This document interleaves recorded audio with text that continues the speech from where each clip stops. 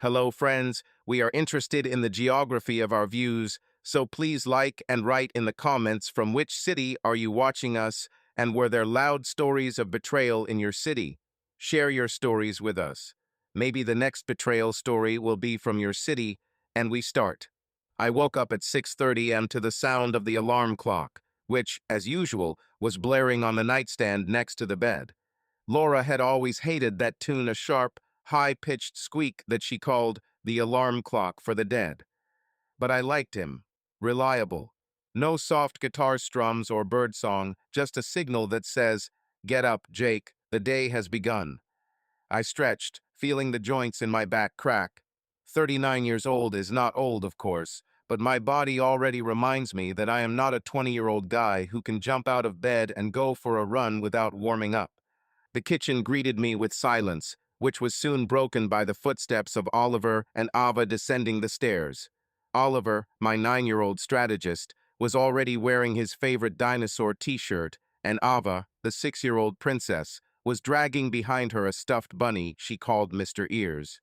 Mornings in our home in suburban Nashville are always a little chaotic, but I'm used to it.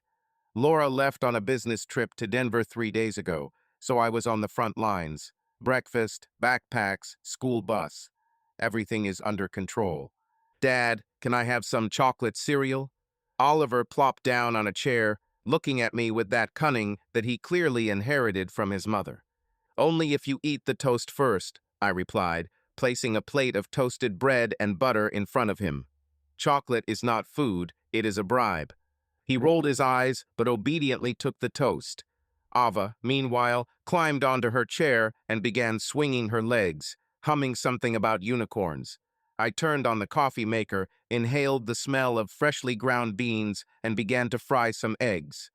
The sun streamed through the window, illuminating the wooden table, which still bore traces of Eva's drawing lesson from yesterday, a couple of spots of blue paint that I still hadn't wiped off. Normal morning. Ordinary. The phone rang at 7:45 while I was pouring orange juice into glasses. Laura flashed on the screen. I was surprised she rarely called so early, especially on a business trip. Usually these messages were, "Good morning, how are you?" or "Don't forget to check Oliver's homework." I wiped my hands on a towel and answered. "Hey, honey," I said, holding the phone between my ear and shoulder to free my hands for scrambled eggs. "Everything is fine." Her voice was harsh, almost trembling. "Jake, my purse was stolen." I froze. The frying pan almost fell out of my hands. "What? How did this happen?" "In the hotel lobby," she said quickly. "I left it on the chair while I registered for the conference. I turned away literally for a minute, and she was already gone. Wallet, cards, driver's license, everything was gone." I frowned, feeling a slight irritation brewing in my chest. Laura was always organized, even pedantic. How can you leave your bag unattended in the hotel lobby? This doesn't sound like her. "Laura, are you serious? You always take care of your things. How did you manage?" "Don't start, Jake," she snapped, and there was a harshness in her tone that I had rarely heard. "I'm already on edge. Just, just cancel the cards, okay? I can't do this now." Okay, I said, trying to soften my voice. "I'll call the bank right now." "Are you okay? Maybe call the police?" "No, don't," she answered too quickly. "I've already informed the hotel. They're looking into it. Just do what I ask, okay?" I nodded, although she couldn't see it. "Certainly. Where are you now? In the room?" "Yes, in the room," she said, but her voice wavered as if she was distracted. I heard some noise in the background, unclear, muffled, as if someone coughed or dropped something. "Listen, I need to go. I'll call you later." "Laura, wait." I started, but she had already hung up. I stood in the middle of the kitchen, looking at the phone in my hand until Ava tugged at my sleeve. "Dad, the scrambled eggs are burning." I cursed and rushed to the stove, turning off the burner. The yolks were already browned to a crisp, and the smell of burnt oil filled the kitchen. Oliver wrinkled his nose. "Well, now it's definitely just cereal," he said with the air of a winner. "Eat your toast," I muttered, scraping the ruined eggs into the trash can. But my thoughts were no longer here. Something about this call bothered me. Laura seemed not herself. Too excited, too abrupt. She was always calm in crisis situations. Once, when Oliver broke his arm, she organized a trip to the hospital like a general on the battlefield. And then panic because of the handbag and this strange noise in the background. Maybe I'm making this up, but something was wrong. I sat the kids down at the table, poured them some juice, and took out my laptop. While they were eating, I went to the bank's website and started blocking cards. It took about 10 minutes entering numbers, confirming by phone, standard routine. But all this time her voice was spinning in my head. Just cancel the cards, okay? Why didn't she want me to call the police? And why did you end the conversation so quickly? Dad, the bus is in 5 minutes, Oliver shouted, throwing his backpack over his shoulder. I looked up from my laptop, helped Eva button up her jacket, and led them out onto the porch. The yellow school bus was already looking at the end of the street, headlights flashing in the morning fog. I waved after them until they disappeared around the bend and returned to the house.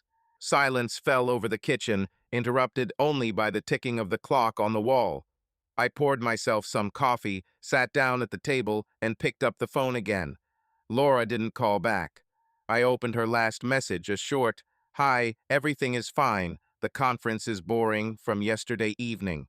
Nothing unusual, but this call. I decided to call her myself. I dialed the number and waited. 1 beep, 2, 3 voicemail. "This is Laura Reed. Leave a message." I sighed and hung up. Maybe she's busy. Maybe he's sorting things out with the hotel.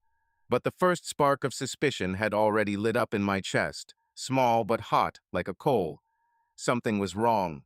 I felt it in my gut. I stood up, put the dishes in the sink, and tried to concentrate on my work. I had 2 projects drawings for a new bridge in Williamson County and consultation on renovating an old warehouse. But my thoughts kept returning to Laura. Her voice, her haste, that noise in the background. I even began to doubt whether she was even in Denver. No, that's stupid. She showed me the tickets a week ago and told me about the conference. Everything was real, or not. Laura returned home 2 days later, on Friday evening. I heard her car pull up to the garage around 7, the familiar hum of her Honda engine, which I could recognize from 1,000. The kids had already eaten dinner. I made macaroni and cheese, their favorite dish when Laura is not home. Oliver sat at the table with a math textbook, and Ava drew something with colored pencils, humming her endless song about unicorns. I was standing at the sink, washing the remaining cheese off the pan, when the front door slammed. "I'm home," Laura shouted, and her voice echoed down the corridor. It didn't have the same harshness that I heard in the last call, but still something changed. Maybe I was just stressing myself out. Eva immediately threw down her pencils and ran towards her, screaming, "Mommy!" Oliver raised his head from his textbook, but remained seated. He is already at that age when hugs with his mother are not so important. I dried my hands with a towel and went out into the hallway. Laura stood there, taking off her coat. She was wearing a dark blue pencil skirt and a white blouse, her usual work style, but her hair was styled a little neater than usual, and she had a slight smile on her lips. She looked tired, but not exhausted, as I expected after 3 days of business travel and the theft of her purse. Ava grabbed her legs, and Laura leaned down to kiss the top of her head. "Hello, honey," she said, and then looked at me. "Hello, Jake." "Hi," I replied, leaning against the doorframe. "How did you get there?" "Okay," she shrugged, putting her bag on the floor. It was a new bag, black, leather, obviously not cheap. The flight was delayed for an hour, but that's okay. I nodded, but my gaze lingered on the bag. "Did you replace the old one?" She looked down as if she had just now noticed what I was talking about. "Oh, yes. I bought it in Denver. I had to, since it was stolen." "I see," I said, although questions were already swirling in my head. When did she have time, and for what? I canceled all her cards that morning as she requested. The credit cards were blocked, and new ones had not yet been issued to her. Cash. She never carried more than $20 in her wallet. But I said nothing. "Bye." We all had dinner together. I heated up the leftover pasta, and Laura told the children about Denver. She talked about the conference, about the boring presentations, and how cold it was in the morning.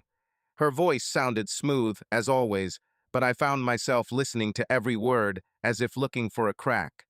After dinner, she put Ava to bed, and I helped Oliver finish his math. By 9 in the evening, the house was quiet, and Laura and I were left alone in the living room. She was sitting on the sofa with a glass of wine, which she took out of the cabinet, and I sat in the chair opposite with a mug of tea. The TV was turned off, and the silence seemed almost tangible. "Thank you for figuring out the cards," she said suddenly, looking into her glass.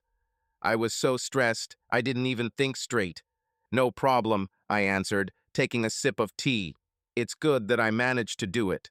Nobody withdrew anything. I checked the statements." "Great," she smiled, but the smile came out somewhat forced. "So it turned out okay." "Yes, it worked out," I agreed. "And you still haven't found your purse?" She shook her head. "No. The hotel said cameras in the lobby didn't catch anything. Just disappeared." I nodded, but something sank inside. Didn't the cameras catch anything? This is weird. In modern hotels, there are cameras everywhere, especially in the lobby. But I remained silent again. Instead, he asked, "How was the conference?" "Oh, okay." She waved her hand. "Lots of talk, little sense. You know how it goes." "I know," I said, although I myself haven't gone to such events for a couple of years. My work as a consulting engineer was now largely done from home via drawings and video calls. Laura, as a sales manager, often traveled around the country. The last few months have been especially frequent. I was looking at her while she was drinking wine, and suddenly I noticed that she looked different. Not just tired or rested, but different. Her nails were painted with dark red polish. She hadn't done that for a long time. And the smell was faint but new, not the floral perfume she usually wore. Something sharper, more expensive. I wouldn't have noticed it before, but after that call, everything clung to my mind like splinters. The following days passed in the usual rhythm. Laura returned to work in the office, I sat on the drawings, the children went to school. But I began to notice little things. She took longer to get ready in the morning, devoting more time to makeup. More often she was delayed, citing meetings with clients. One evening she returned home in a new dress, dark green, tight-fitting, not at all her style. "Where does this come from?" I asked casually while she was hanging up her coat. "Oh, I bought it on sale," she answered without looking at me. "I've wanted something new for a long time." I nodded, but everything was boiling inside. Sale? Seriously? We weren't poor, but Laura was never one to spontaneously buy expensive things. And this dress clearly cost more than she usually spent on clothes. On Sunday morning, she left her phone at home after leaving for the office for a couple of hours. I noticed it on the kitchen table while washing the dishes after breakfast. The screen blinked a missed call. I picked up the phone, feeling my heart beat faster. The number code was 303, Denver. The number is not signed, just a string of numbers. I stared at the screen until it went dark and put the phone back. She didn't mention anyone from Denver other than her colleagues from the conference. Who could it be? I could unlock the phone. I knew her password. She knew mine. We never hid such things from each other. But something stopped me. Fear, uncertainty, or just a reluctance to destroy something I didn't yet understand. I returned to the dishes, but my thoughts wouldn't let me go. In the evening, when Laura returned, I watched her more closely than usual. She seemed distracted, checking her phone more often than necessary. She answered my question about the day briefly. The usual routine, nothing interesting. I nodded, but it was becoming increasingly difficult to remain silent. Anxiety grew like a shadow that I could not fully see. Who called her from Denver? Why is she lying about the hotel? What the hell is going on with my wife? I decided not to ask for now, but I knew that I wouldn't last long like this. The truth was already knocking on the door, and I wasn't sure if I was ready to let it in. Monday morning began with the usual bustle. Laura left for the office before I even had time to make coffee, leaving a note on the table. I'll be back late, meeting with a client. Kiss the children for me. I read it twice, feeling the familiar anxiety stirring in my chest again. Late was becoming her usual schedule, and I no longer knew whether to believe these meetings. But I pushed those thoughts away, focusing on the children. Oliver needed to pack his lunch, and Ava forgot where her other sock was again. By 8 in the morning, the school bus took them away, and I was left alone in the house, surrounded by silence and the smell of cold coffee. I didn't have any urgent deadlines today, so I decided to do some paperwork. The insurance company asked for documents to update the home policy, nothing complicated, just routine. I pulled out a folder from the desk drawer in the office where Laura and I kept everything important: bills, tax returns, statements. She usually did this. Laura was always better with numbers, and I was better with drawings. But she wasn't there, so I had to figure it out myself. I laid out the papers on the table, sorting them by date. Electricity bills, car repair receipts, child insurance, everything is as usual. But then I came across an envelope I hadn't seen before. White, with a logo of some bank addressed to Laura. I frowned. Our main accounts were joint, at First Tennessee Bank, and I knew all the passwords. This was something different. I opened the envelope, feeling a slight pang of conscience, but curiosity overpowered me. Inside was an account statement that I had never seen. Laura Reed Personal Investment Fund, the sign at the top read. Balance, $396,742. I froze, rereading the numbers. It was a fund inherited from her Aunt Margaret, who died about 5 years ago.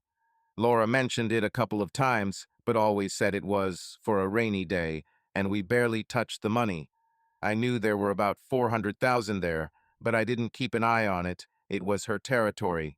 I ran my eyes over the lines. Interest, small charges, everything is standard. But then I caught 2 transactions dated last week. The first was a $4,000 cash withdrawal the day after she called me about her stolen purse. The second was a check for $3,800 made out to a jewelry store in Denver called Silver and Stone. The date coincided with the day of her return. I postponed the discharge, feeling my pulse quicken. $4,000 cash. Why does she need so much? The cards were blocked, that's true, but she could have asked me to transfer money or use our joint account. What about a jewelry store? I remembered her new bag, dress, and that strong perfume. It didn't fit into the picture. Laura has never been wasteful. Our wedding rings were $200 each, simple gold bands with no stones. She always laughed that she didn't like glitter. So what is this check? I took the phone and dialed the store number that I found on the internet. My hands were shaking slightly, but I forced myself to breathe evenly. After 3 rings, a female voice answered, soft and professional. Silver and Stone, Denver. How can I help? Hello, I said, trying to sound confident. This is Jake Reed. My wife, Laura Reed, recently purchased from you. I wanted to clarify the details. It was a gift, and I'm checking that everything is in order. Of course, Mr. Reed, the woman replied. Can I clarify the date of purchase or amount? A check for $3,800, I said. Somewhere last Friday. She paused, apparently checking her notes. I heard the clatter of keys and the slight rustling of papers. Yes, here it is, she said finally. Laura Reed, order dated April 4th. Women's ring, white gold, with engraving. Payment by check, everything is confirmed. Do you want to know anything else? I swallowed, feeling my throat go dry. Engraving. What was written there? Eternal flame, she answered. Eternal flame. Very beautiful, by the way. It was a custom order, and we delivered it to the hotel the same day. To the hotel? I asked again, although my voice already sounded hoarse. Yes, at the Marriott downtown. She asked for urgent delivery. I muttered something like, thank you, and hung up without waiting for her answer. Marriott downtown. Not the Hilton, she told me. And a ring. Women's ring with the engraving, Eternal Flame. I sat staring at the statement until the letters began to blur before my eyes. Our engagement rings were simple. We picked them out together from a small store in Nashville because we didn't need any show-off. Who was this ring intended for? Not for me, that's for sure. And not for her, nothing new appeared on her fingers. I got up and walked around the office, trying to collect my thoughts. $4,000 cash, jewelry store, hotel lie. It's not just weird, it's like a punch in the gut. I remembered her voice on the phone, the noise in the background, her haste. And now this. Maybe she bought the ring for herself. But why lie then? And why eternal flame? It sounded like something personal, intimate. The thought made my stomach churn. I returned to the table, took the statement, and hid it back in the envelope. I couldn't leave a trace. If Laura noticed me going through her things, she'd ask why. And I still didn't know what to answer. I didn't even know if I wanted to know the truth. But one thing was clear, she was hiding something big. And this something did not start with a stolen purse. It was a long time ago, but I simply did not notice. The rest of the day passed in a blur. I tried to work, but the drawings of the bridge blurred before my eyes. Every time I closed my laptop, that damn eternal flame popped up in my head. Who did she give it to? Or were you going to give it as a gift? I remembered her new dresses, delays at work, that call from Denver. Everything was putting together a mosaic, but I didn't want to see the full picture. Not yet. When Laura returned home, it was already past 9. The children were sleeping, and I was sitting in the living room with the lights off, looking out the window. She walked in, threw her bag on the sofa, and turned on the lamp. "Why are you sitting in the dark?" she asked, taking off her shoes. "I'm just thinking," I answered, looking at her. She looked as always beautiful, confident, my Laura. But now I saw the shadow, a shadow of doubt that grew every minute. "About what?" She smiled, but I noticed how her hand trembled slightly as she poured herself some water. "About work," I lied. "Complex project." "I understand," she said, and went into the bedroom, leaving me alone. I looked after her, feeling the ground disappearing from under my feet. The ring, the money, the lie, it was all real, and I knew that soon I would have to ask. But not today. Today I could still pretend that everything was fine. Tuesday morning started with rain. Gray drops tapped the windows, blurring the view of our quiet suburban yard. I sat at the kitchen table with a mug of coffee, now cold, while Oliver and Ava got ready for school. Laura left early, as usual, saying something about an urgent meeting as she went. Her voice sounded cheerful, but I noticed how she avoided looking me in the eye. Or was it just my imagination? In recent days, I have seen something suspicious in her every movement, every word. The shadow of doubt grew, and I could no longer ignore it. The kids left on the bus at 8:05, and I was left alone. The silence of the house was oppressive, as if the walls knew more than I did. After yesterday's discovery about the ring and money, I stayed up nights, going over all the details in my head. Laura was lying, that was obvious. But how deep did this lie go? I decided to dig further. If she's hiding the truth about Denver, then the hotel is the key. She said the purse was stolen in the Hilton lobby, but the jewelry store delivered the ring to the Marriott. It was time to find out what really happened there. I picked up my phone and dialed the Marriott downtown in Denver. After a couple of rings, a male voice answered, calm and professional. "Marriott downtown, customer service. How can I help?" "Good morning," I began, trying to sound confident, although everything inside was trembling. "My name is Jake Reed. My wife, Laura Reed, stayed with you last week. Her purse was stolen, and I would like to clarify the details. Can you send me an incident report?" The man paused, apparently checking something in the system. "May I clarify the dates of stay, sir?" "She was there from April 2nd to April 4th, I said, remembering her tickets, which she showed me before leaving. "1 minute," he replied. I heard the clicking of keys, then the slight rustle of papers. "Yes, Laura Reed, room 412. We have a record of the theft. I can send you a report if you provide an email." I dictated the address, thanked him, and hung up. My heart was pounding as if I had just run a mile. It was too easy. A report of a theft means something did happen. But why didn't she want to call the police? And why did you talk about Hilton? 10 minutes later, a letter arrived in the mail. I opened it on my laptop while sitting at my desk in my office. The document was short, just a page, but each line hit like a hammer.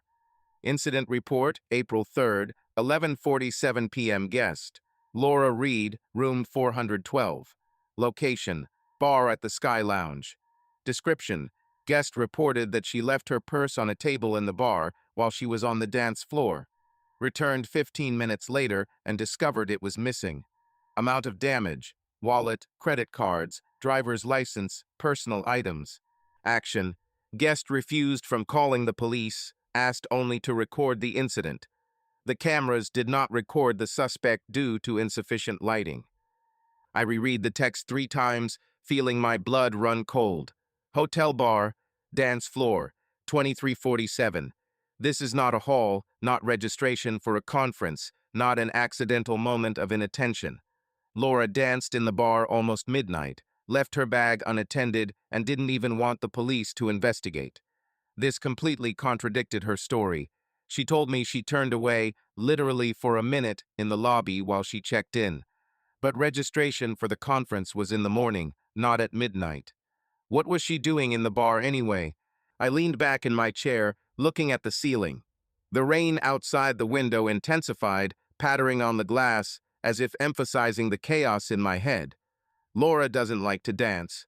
At least she didn't love her. At our wedding, I literally tried to persuade her to get on the dance floor, and she laughed that she had 2 left feet. And here is the dance floor in a hotel bar on a business trip in Denver. Who was she with? And why didn't she tell the truth? I got up and walked around the office, trying to collect my thoughts. The report lay on the screen like evidence in a detective novel, but it was not a book, it was my life. And the more I thought, the more questions arose. She didn't mention the police because she didn't want any fuss, or because there was something there that I shouldn't know. What about her engagement ring? If it was in her purse, why didn't she say it was stolen? I remembered her hands when she returned the ring was there, plain gold, as always, so it didn't disappear. Or did she replace him? No, that's stupid. But then what? I returned to the desk, opened the drawer, and pulled out that statement from her fund. $4,000 in cash, withdrawn 1 day after the theft. Receipt for the ring for $3,800, and now it's dancing in a bar. Everything was adding up to some kind of picture, but I didn't want to see it. I didn't want to think about the fact that she could cheat. The word stuck in my throat like a bone. We were married for 12 years. We have 2 children. She's not like that. Or did I just not know her as well as I thought? I took the phone and dialed her number. I wanted to ask right now, to hear her voice, to understand if she was lying. But after 3 rings, the voicemail started. This is Laura Reed. Leave a message. I hung up without saying a word. She's at a meeting, or somewhere else. Somewhere where she doesn't want me to find her. The day passed slowly. I tried to work, but the bridge drawings seemed like meaningless lines. Thoughts revolved around Laura, the bar, the ring. By noon, I couldn't stand it anymore and called Marriott again. The same man answered. It's Jake Reed again, I said, regarding the theft report. Can you clarify if my wife was alone when this happened? Just a second, he answered, and I heard him leaf through the papers. The report states that she reported the theft alone, but the bartender noted that she was in the company of several people before she noticed the loss. No names, unfortunately. The cameras, as I said, didn't catch anything. Thank you, I muttered and hung up. In the company of several people, not alone. It could be anything: colleagues from a conference, casual acquaintances. But for some reason, I didn't believe in chance. She danced, she laughed, she left her bag. This is not like the Laura I knew, or I once knew. I remembered her behavior after returning. New dresses, nail polish, that call from Denver. And now this. Maybe she met someone. Maybe this someone was with her at the bar. Is the ring with eternal flame a gift for him, or for her from him? My thoughts were confused, and I felt anger mixed with pain. I wanted to believe that it was a mistake, that I had made it all up. But the evidence stacked against her like stones in a wall that I could not destroy. By evening, the rain had stopped, but the sky remained gray. The kids returned from school, And I tried to be a normal dad. I helped Oliver with his homework, listened to Eva, who was talking about her pasta craft. But everything was boiling inside. Laura came home at 9, as promised. I met her in the living room, sitting with a mug of tea already cold. "Hi," she said, throwing her bag on the sofa. "It was a crazy day. How are you?" "Okay," I answered, looking at her.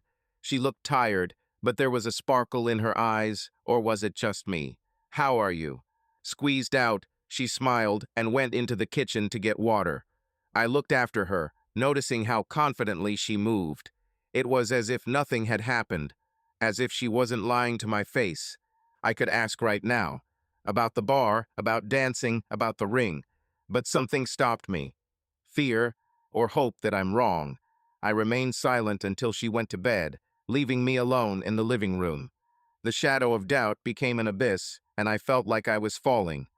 Laura was hiding the truth, perhaps even betraying her. And I knew that soon I would have to face this face to face. But not today. Today I could still pretend that everything was fine, although the ground had long gone from under my feet. The silence in the house became almost palpable when Laura announced that she was leaving again. Seattle, this time. Another business trip, another urgent meeting with clients. She said this at dinner, casually, while she cut the chicken on Oliver's plate. Eva was chatting about her school craft, and I was silent, nodding as if everything was fine. But nothing had been right inside me for a long time. Words about Seattle fell like a stone into water, leaving circles of doubt that spread ever wider. I looked at Laura, her calm face, her slight smile, and thought, how many more lies can I swallow? She went to bed early, citing fatigue. The kids followed soon after, leaving me alone in the living room. The light of the lamp was reflected in the glass of the window, behind which the night was black. I sat with a mug of tea, already cold, and went through everything that had accumulated in my head. Marriott report, bar dancing, eternal flame ring, fund money. Each piece was like a shard of glass, sharp, cutting, but still not adding up to the whole picture. I knew she was hiding something big, maybe treason. This word no longer stuck in my throat, it simply hung in the air, like a ghost that I was afraid to call by name. Laura was leaving tomorrow morning. Her travel bag stood in the bedroom, by the closet, already half packed. I saw her putting things there after dinner, neatly folded blouses, a makeup bag, a phone charger. She was always organized, even in small things. But now this organization seemed to me a mask behind which something alien was hiding. I couldn't wait any longer. If there was even a hint of truth in that bag, I had to find it. I waited until the house was completely silent. The clock on the wall showed midnight when I walked up the stairs. The door to our bedroom was slightly open, and the faint light of the night lamp fell on the bed. Laura lay on her side, facing the window, her breathing even and quiet. She always slept soundly, especially before trips. I stood in the doorway, looking at her, and felt my heart squeezing. It was my wife, mother of my children, the woman I loved for 12 years. Still, I was going to rummage through her things like some kind of spy. But there was no choice. I stepped inside, trying to move silently. The floorboards under the carpet creaked and I froze, but Laura didn't move. The bag stood where I saw it near the closet, black, with the zipper half zipped. I sat down next to him, feeling the sweat forming on my palms. This was wrong. I knew it. But the truth was more important than my shame. I carefully opened the side pocket, the one she usually used for small items. There were car keys, a couple of hairpins, and a pack of gum. Nothing unusual. I was about to close it when my fingers came across something smooth and plastic. I pulled it out into the nightlight and froze. Packaging of contraceptives. 3 pieces in shiny foil with a name that I didn't even bother to read.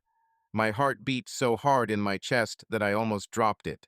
I sat on the floor, looking at this damn package, and felt like the world was collapsing. After Eva was born, 6 years ago, we decided that children were enough. Laura said that she did not want to take any more risks. Her second pregnancy was difficult, with complications. I agreed. A vasectomy was my decision, quick and final. We haven't used contraception since then. Never.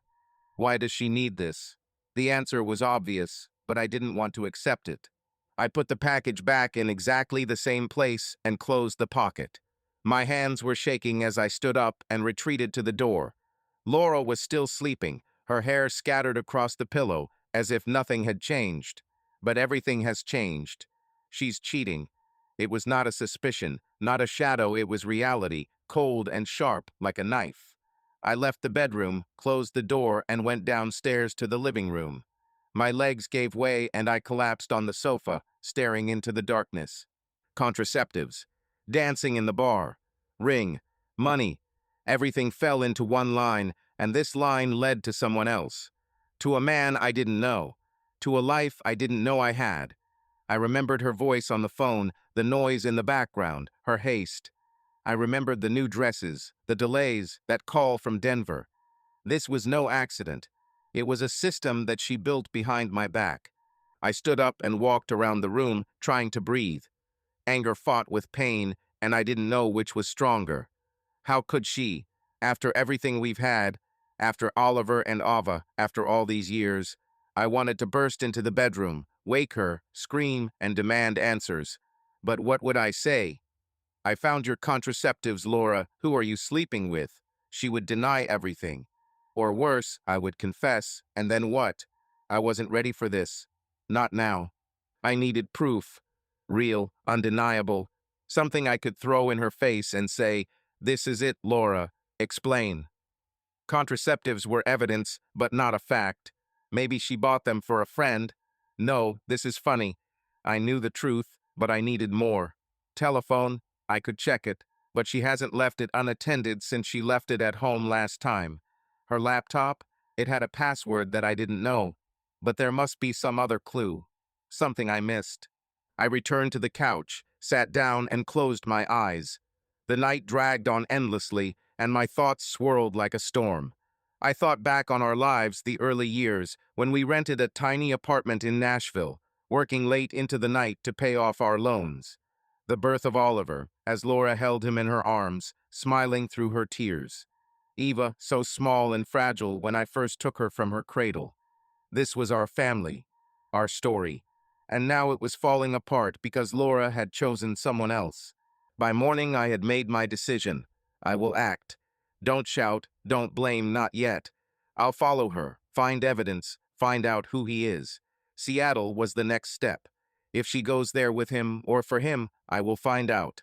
I had access to her work calendar. She shared it with me for family plans. I could check flights, hotels, anything. I'm not an engineer by training, for nothing I know how to solve problems, and this task became the most important in my life. Laura came downstairs at 6 in the morning, already dressed for the trip. I stood at the stove, frying eggs for the kids, and nodded to her as if nothing had happened. "Good morning," she said, pouring herself some coffee. "Did you get enough sleep?"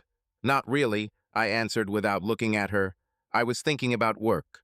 "I understand," she smiled, and this smile cut me more than I expected. "I'm leaving in an hour. I'll be back on Friday." "Good luck in Seattle," I said, and my voice sounded even, although everything inside was screaming. She nodded, took her bag, and left, leaving me with scrambled eggs and emptiness. I knew that this bag contained contraceptives, and I knew that this was just the beginning. I will find the truth even if it breaks my heart, because I could no longer live in this lie. The morning after Laura's departure passed in a strange stupor. I brewed coffee and poured it into a mug, but it tasted like water. Everything around had lost its color. The children were making noise in the kitchen, getting ready for school, and I was moving on autopilot. Toast, backpacks, don't forget your jacket, Eva. But a storm was raging inside me. The package of contraceptives I found in her bag stood before my eyes like a neon sign, screaming a truth that I still did not want to fully accept. Laura is cheating. It was not an assumption, but a fact burned into my mind. But I needed to know more: who he was, how long ago, why, and I couldn't do it myself. After the school bus took Oliver and Ava away, I returned to the house and sat down at the table in the office. The silence was oppressive, but it also helped me think.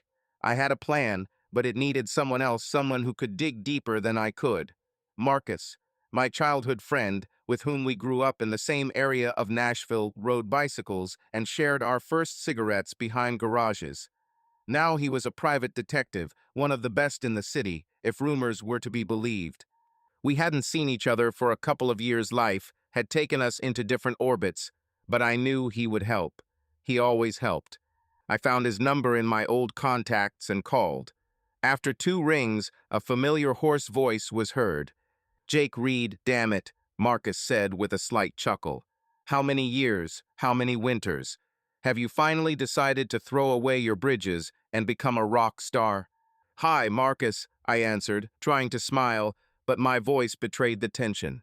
"No rock stars, just good old me. I need your help." He immediately sensed the seriousness in my tone. The laughter disappeared. "What happened, brother? Are you okay?"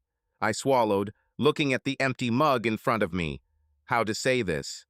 "My wife is sleeping with someone else, and I want you to prove it." The words got stuck, but I forced myself to speak. "This is about Laura," I began placidly. "I need you to follow her. She left for Seattle this morning. I want to know what she's doing there." There was silence on the other end of the line, but Marcus didn't ask any more questions. He was a professional. "Got it," he said briefly. "Do you have her schedule? Photo?" "Yes," I answered. "She has a 9 a.m. flight from Nashville, arriving in Seattle at 11:30 local time. We'll be staying at the Westin, as far as I know. I'll send you a photo of her and a calendar from work." "Great," he said. "Give me a couple of days. I'll send my man there. He'll sort it out. The report will be on Thursday morning if everything goes smoothly." "Thank you, Marcus," I said, feeling some of the weight lift from my shoulders. "I owe you." "You don't owe me anything," he snapped. "Just hang in there. I'll call you as soon as there's something." I hung up and opened my laptop. Her work calendar was synchronized with mine. We shared them for convenience with the children. I found the entry: Seattle, client meeting, April 9th, 11. The Westin Hotel, just like she said. I attached a photo of her, a photo from last year's vacation, where she was smiling in front of the lake, and sent it to Marcus.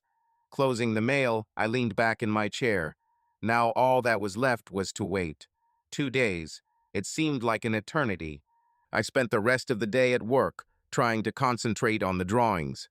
The lines of the bridge blurred before my eyes, but I forced myself to move on. It was necessary to keep everything under control, at least for the sake of the children. They shouldn't have suspected anything. Bye. In the evening, when Oliver and Eva returned from school, I turned on father mode. We had dinner with pizza. I ordered it because I didn't have the strength to cook, and sat down to watch a cartoon. Eva snuggled up to me on the sofa, her little head buried in my shoulder, and Oliver settled into a chair, buried in his tablet. Everything looked almost normal. Almost. But then, while I was putting away the pizza boxes, Oliver came into my kitchen. He stood in the doorway, arms crossed, and looked at me with his serious eyes, the same as Laura's. "Dad," he said quietly, "are you mad at Mom?" I froze, holding the box in my hands. His voice was calm, but there was anxiety in it. Oliver had always been observant, too smart for his 9 years. I put the box on the table and turned to him. "Why do you think so?" I asked, trying to sound casual. He shrugged, looking at the floor. "You're just somehow different. You joke less, and you almost didn't talk about your mom today." I swallowed, feeling my throat tighten. He noticed. Of course I noticed. I could deceive myself, but not him.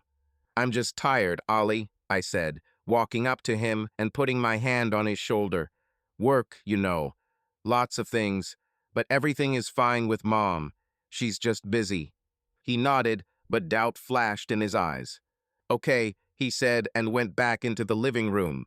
I looked after him, feeling my heart squeezing. He shouldn't have seen this, shouldn't have felt it. But I couldn't protect him from something I couldn't control. The night passed without sleep. I lay in our bed, looking at the ceiling. The empty half where Laura usually slept seemed like an abyss. I imagined her in Seattle, in a hotel, in a bar, with someone. Maybe she's laughing like she once laughed with me. Maybe he dances like he does in Denver. Or maybe she's with him now in bed with these damn contraceptives. These thoughts made me sick, but I couldn't stop them. In the morning, I took the kids to school, returned home, and sat down at my laptop again. Checked her calendar, no changes. I checked my email, nothing from Marcus.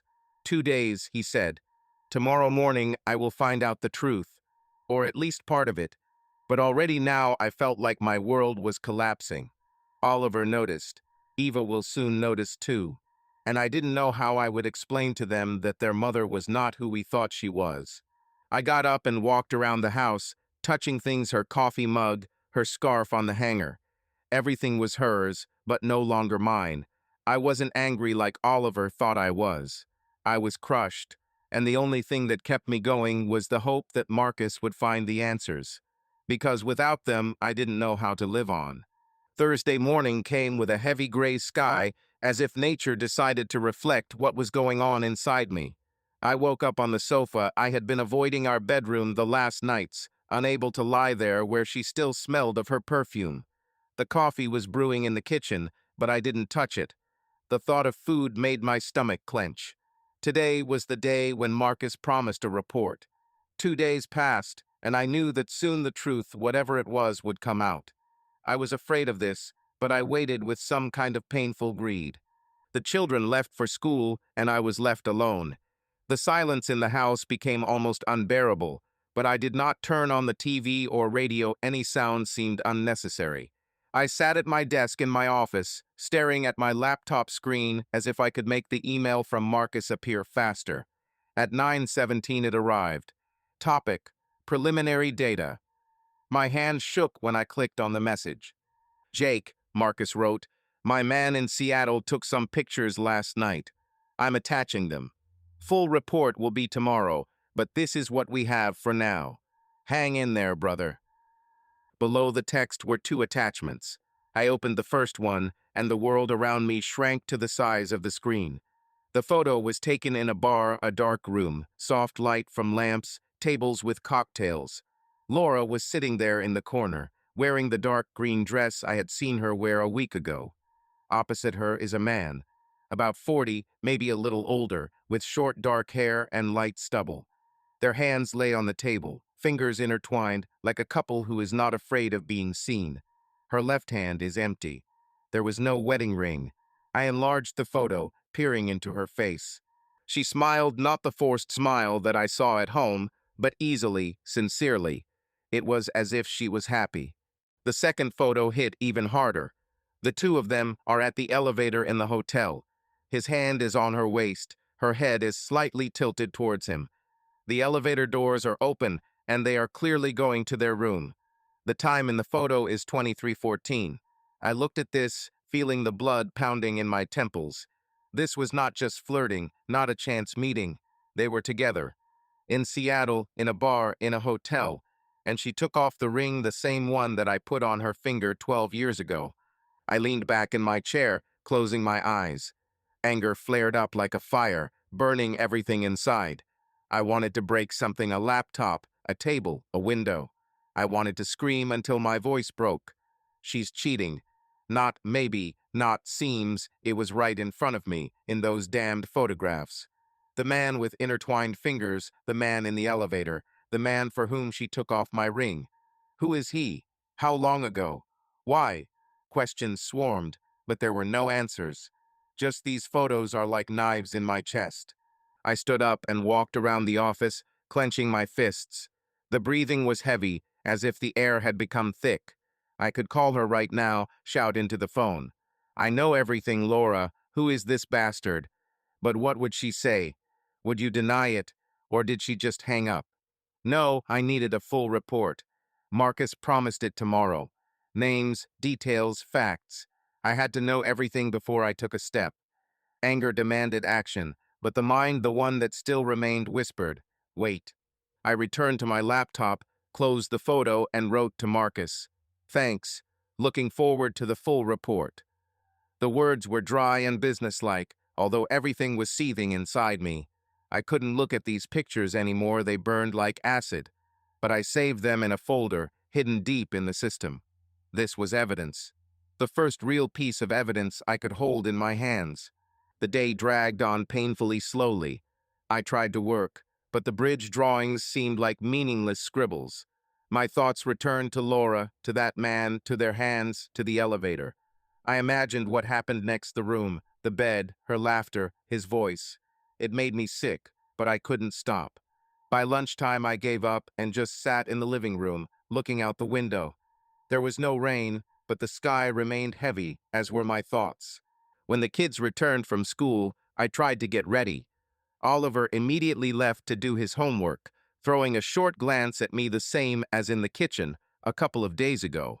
He felt something was wrong, and it was killing me. Eva was quieter than usual. She didn't run to me with stories about school, as she always did, but simply sat down at the table with pencils and began to draw. I walked up to her and sat down next to her. "What are you drawing, honey?" I asked, trying to sound soft. "House," she answered without looking up. Her voice was quiet, almost a whisper. I looked at the drawing curved lines, a square with a triangular roof, smoke from a chimney. But there were no people there. Not me, not Laura, not Oliver. Just an empty house. "Beautiful," I said, feeling my throat tighten. "Where are we all?" She shrugged, continuing to draw with her pencil. "I don't know," she muttered. "Just a house." I looked at her slumped shoulders, at the way she was squeezing the pencil a little tighter than necessary. She felt it. I didn't understand, maybe, but I felt it. Oliver asked about anger. Eva closed herself off. My children saw how our world was collapsing, and I couldn't do anything about it. It was my fault. I didn't protect them from this. Didn't protect us from what Laura did to all of us. I got up and went to the window so that she wouldn't see my face. Anger at Laura was mixed with guilt towards the children. They didn't deserve this. They didn't have to pay for her lies. But what could I do? Should I tell them? "Your mom is with someone else, guys, but everything will be fine." No, I couldn't. I couldn't yet. I had to wait for the report, gather all the facts, and then... What then? Divorce? Scandal? I didn't know. For the first time in my life, I didn't know how to fix something that was broken. The evening passed in a kind of fog. I made dinner mac and cheese, their favorite, but didn't eat much myself. Oliver helped Eva with the dishes, and then they went to bed. I stayed in the living room, looking at the empty couch where Laura and I had once watched movies, cuddling under a blanket. Now it was just a place where I waited for the end. I didn't sleep that night again. I lay down on the sofa, but sleep did not come. Instead, I saw her with him, in the bar, in the elevator, in the room. Her smile, her hands, her empty finger. Anger seethed, but underneath there was pain deep, tearing, as if someone had cut out a part of me. I loved her. Still loved, despite everything, and that made everything even worse. By morning, I had made my decision. I'll wait for the report. I'll find out who he is, how far this has gone. And then I'll talk to her. Not by screaming, not by accusations. I wanted to hear her voice, her explanations. Maybe she'll say something that will change everything. Maybe it's a mistake. But I knew it was a false hope. The photos didn't lie. Laura didn't lie. She simply lived a different life, and I remained in the old one, with children who felt discord, and with a heart that could no longer beat smoothly. The silence of the house became almost visible when I opened the letter from Marcus. It was already dark outside. The children were sleeping upstairs, and I was sitting in the office, illuminated only by the dim light of the table lamp. The full report arrived Friday evening, as Marcus promised, with the subject line marked confidential. I hesitated for a few minutes, staring at the screen, feeling my heart pounding in my chest. This was the moment I had been waiting for and dreading. After those photos from Seattle, I knew the truth would be hard, but now it lay before me, ready to unfold in all its brutality. I clicked on the attachment. The report was long 10 pages of text, photographs, screenshots. Marcus approached the matter with a meticulousness for which his clients praised him. The first page was a brief summary. Laura Reed, 38, sales manager. Multiple extramarital affairs confirmed in Denver, Seattle, and Atlanta.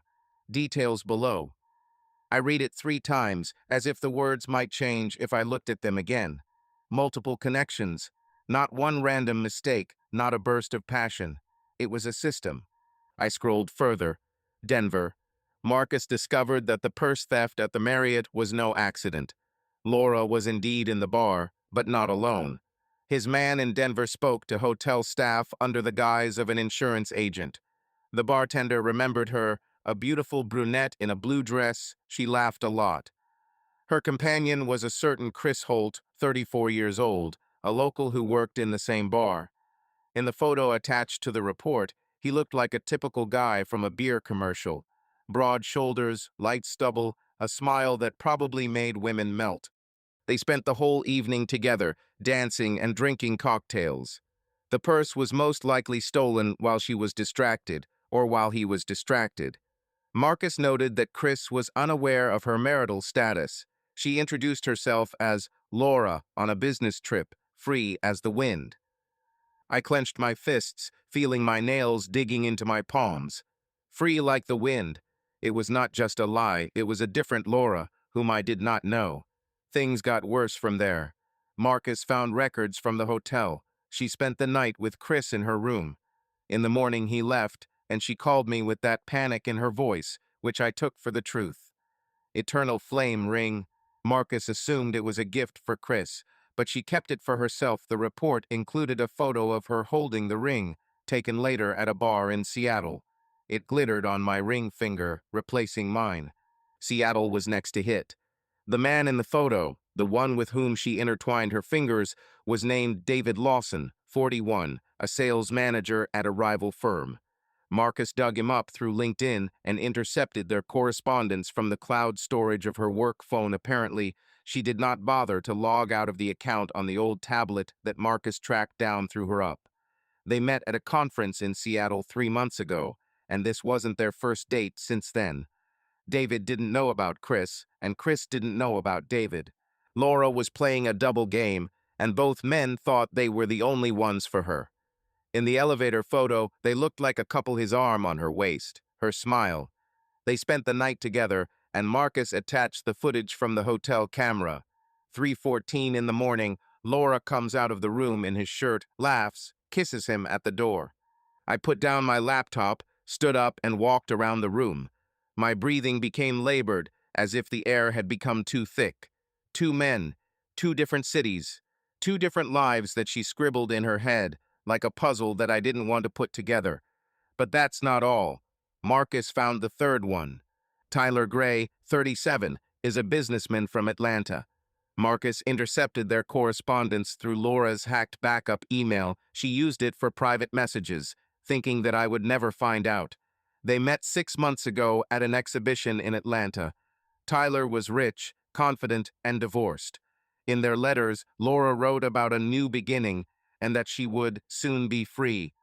She promised to meet him in a month after the next business trip. Tyler invited her to move in with him, talked about a house on the coast, about how they would start all over again. She answered evasively, but did not deny. Soon, Tyler, I need time. Time for what? For divorce? To abandon me and the children? I closed my laptop, feeling the floor disappear from under my feet. 3 men, 3 lives. Chris in Denver, casual romance, passion without commitment. David in Seattle is something more, a connection to the future. Tyler in Atlanta, escape plan. It was not a mistake, not a weakness. It was a system carefully built by Laura behind my back. She lived a triple life, and I was just a decoration in one of them. She took off her wedding ring, exchanged it for another, lied to my face, and I believed. Trusted, loved it. I went down to the living room, sat on the sofa, and stared into the darkness. Anger seethed, but underneath there was an emptiness deep, black, like the night outside the window. She didn't just cheat. She planned to leave. Soon I'll be free. These words cut the most. Free from me, from Oliver, from Ava, from our family. I remembered her smile, her voice, her hands when she put the children to bed. It was all a lie. The mask she wore while she was building another world. Children. This thought struck like lightning. Oliver with his questions, Ava with her isolation. They felt the discord, but did not know the scale. How will I tell them? How can I explain that their mother not only went on a business trip, but left us? I couldn't let them become victims of her choices. They didn't deserve this. Nobody deserved it. I went upstairs and quietly opened the door to Oliver's room. He slept curled up under the covers with a book about dinosaurs on his pillow. I looked at him, feeling tears burning my eyes. Then I went to Eva. She was hugging her Mr. Ears. Her little face was calm in her sleep. They were my world, and I swore to myself, standing there in the dark, that I would protect them. From Laura, from her lies, from the pain that she will bring. I didn't know how, but I knew I would do it. She could destroy me, but not them. Returning to the living room, I sat down and opened the laptop again. I reread the report, every line, every word. That was the end. Not just marriage, but everything I believed in. But this was also the beginning. The beginning of the fight for my children. Laura could take her freedom, her men, her eternal flame. But she won't get Oliver and Ava. I won't allow it. The silence in the house became almost tangible, like a heavy curtain that I could not push aside. Laura was due back from Seattle tonight, Friday, and I knew that would be the last night I could pretend everything was fine. Marcus's report sat in front of me on the laptop screen, open to the first page, like a book I didn't want to finish but couldn't close. 3 men, 3 cities, 3 lives she led behind my back, and the words that cut the most. Soon I will be free. I stayed up all night, going over every detail, every photo, every lie in my head. But now it's time to act. I didn't want the kids to be home when this happened.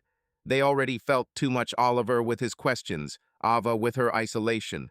They didn't need to hear screams, see tears, learn the truth before I myself understood how to explain it to them. In the morning, I called our neighbors, John and Kate, our friends across the street. They were older than us, childless, but always happy to see Oliver and Eva. "John," I said, trying to keep my voice level, "could you take the kids for the evening? Laura and I have things to do. We need to talk." He caught something in my tone, but did not question it. "Of course, Jake. Bring them over any time." We were just about to bake pizza. "Thank you," I replied, feeling slightly relieved. "I'll bring them to 5. By 5 o'clock, I had collected their things: backpacks with pajamas, Mr. Ears for Ava, a book about dinosaurs for Oliver.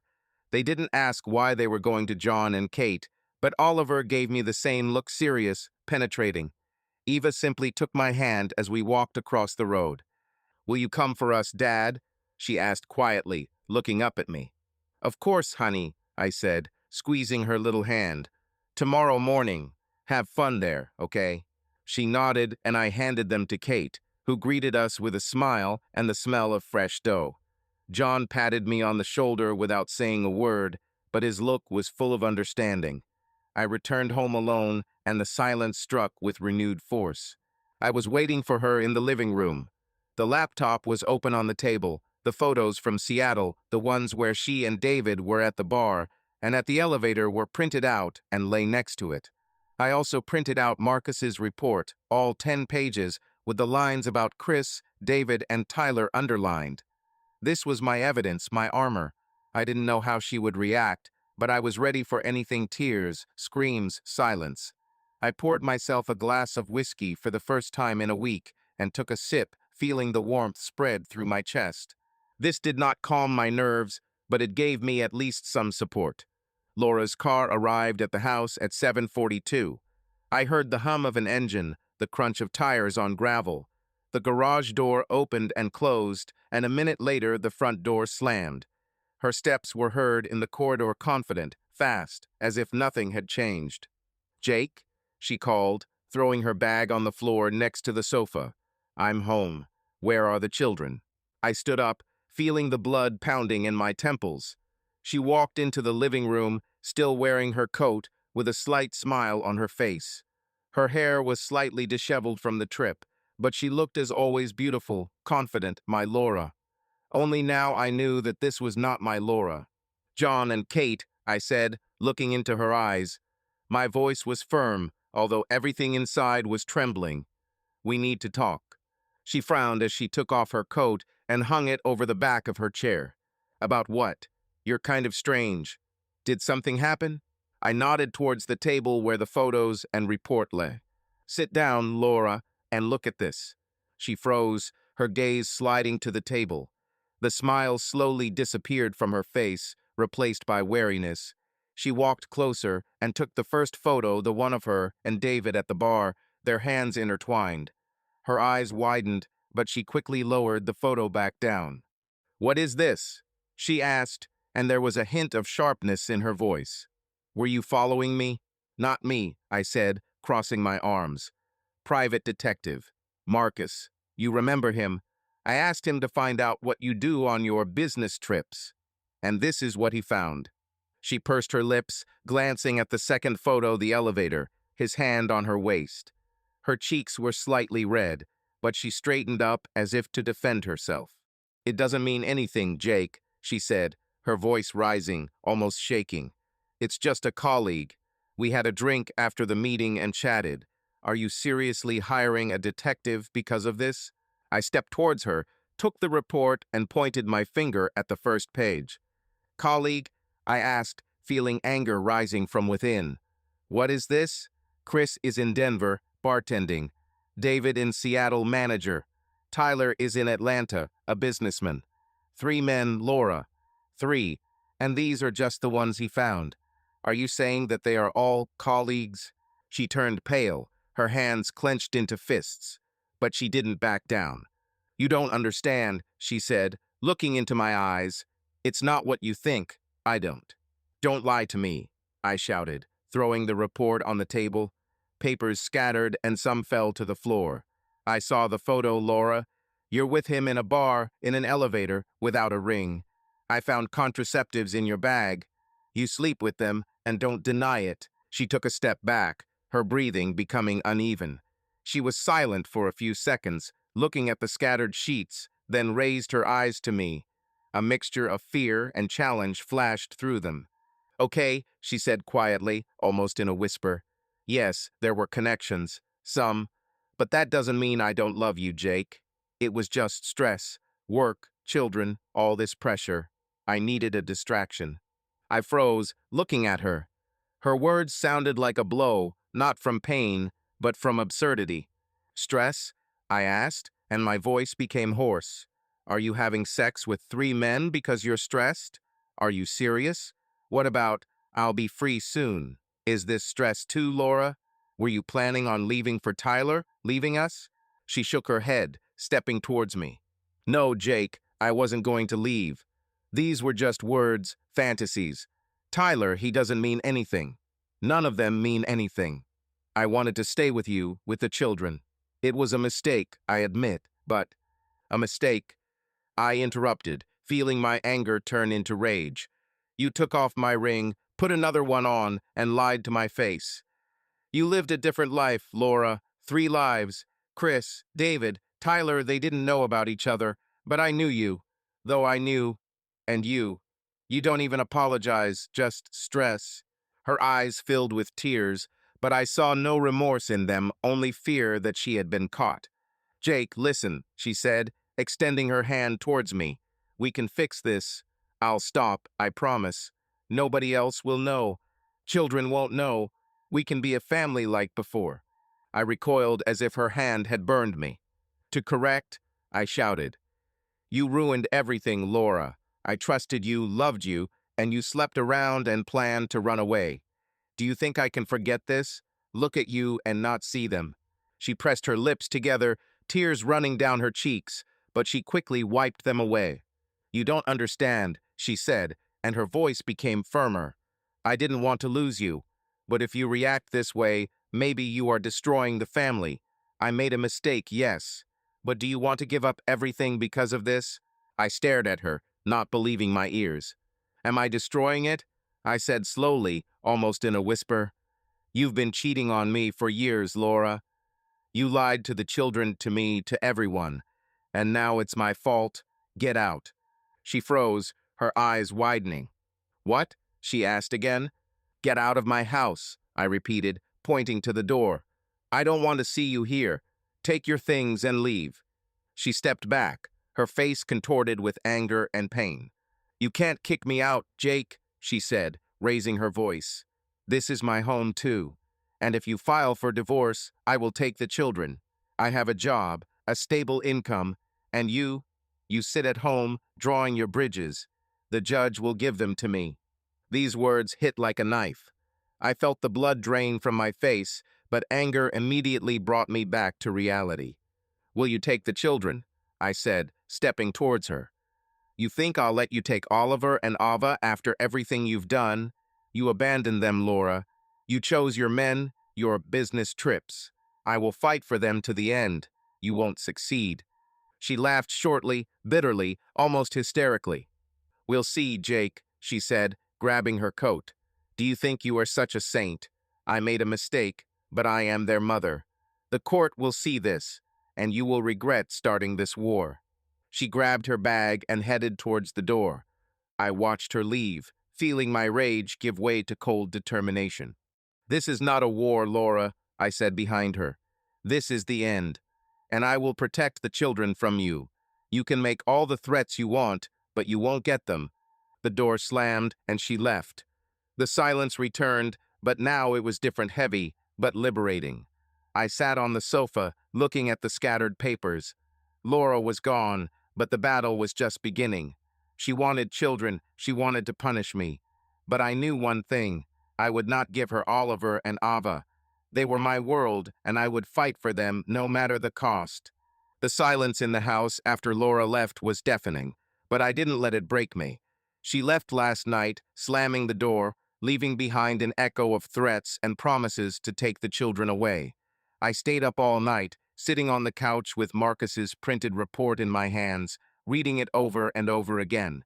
Her words, "I'll take the kids," replayed in my head like a broken record, but instead of fear, they sparked something new in me. Determination. Did she want war? Let there be war, but I wasn't going to lose. In the morning, I took the children to John and Kate, saying that I needed to run some errands. Oliver looked at me with the same concern in his eyes, but didn't ask anything. Eva just hugged me, pressing herself against my leg, and I felt my heart squeezing. They were my everything, and I couldn't let Laura ruin their lives the way she ruined mine. When I got home, I opened my laptop and started looking for a lawyer. I needed someone good, someone who understood Tennessee family law and wasn't afraid of dirty fighting. After an hour of searching, I came across a name: Emily Brooks. Divorce expert, 15 years of experience, reviews called her a bulldog in the courtroom. Her office was in downtown Nashville, just 20 minutes away. I called. "Emily Brooks's office," answered a female voice, calm and businesslike. "Hello," I said, trying to sound confident. "My name is Jake Reed. I need advice on divorce and custody, urgently." "1 minute," she answered, and I heard the sound of keys. "Miss Brooks can see you today at 14 o'clock. Will it suit you?" "Yes, great," I said. "Thank you." I hung up and looked at my watch. 10:30. I had time to collect my thoughts and prepare everything that might be needed. I collected Marcus's report, photos, an extract from her fund, everything that proved her infidelities and double life. This was my artillery, and I was going to use it to the fullest.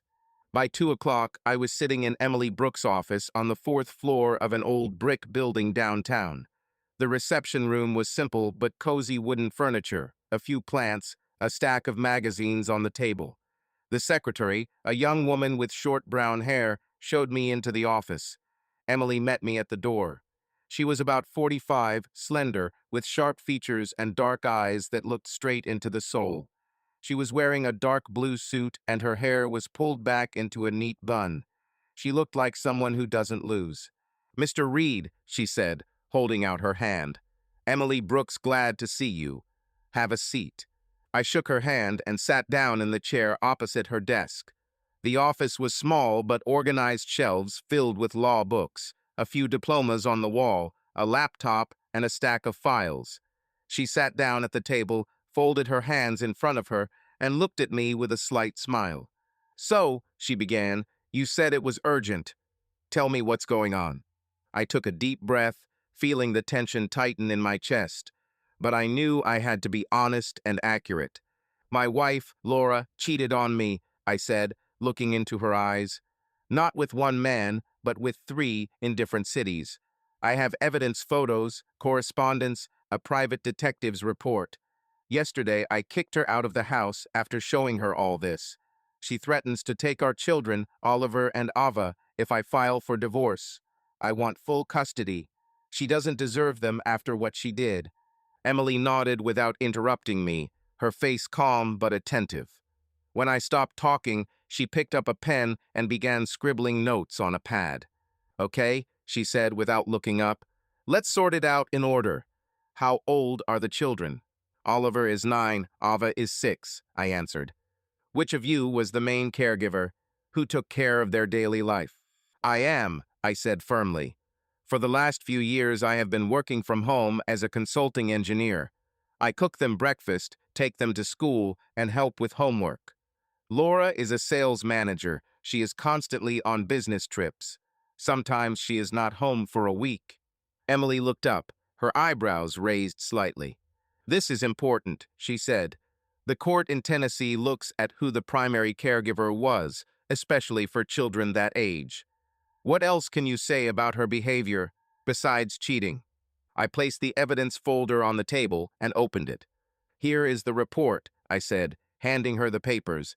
She dated a bartender in Denver, a manager in Seattle, and a businessman in Atlanta.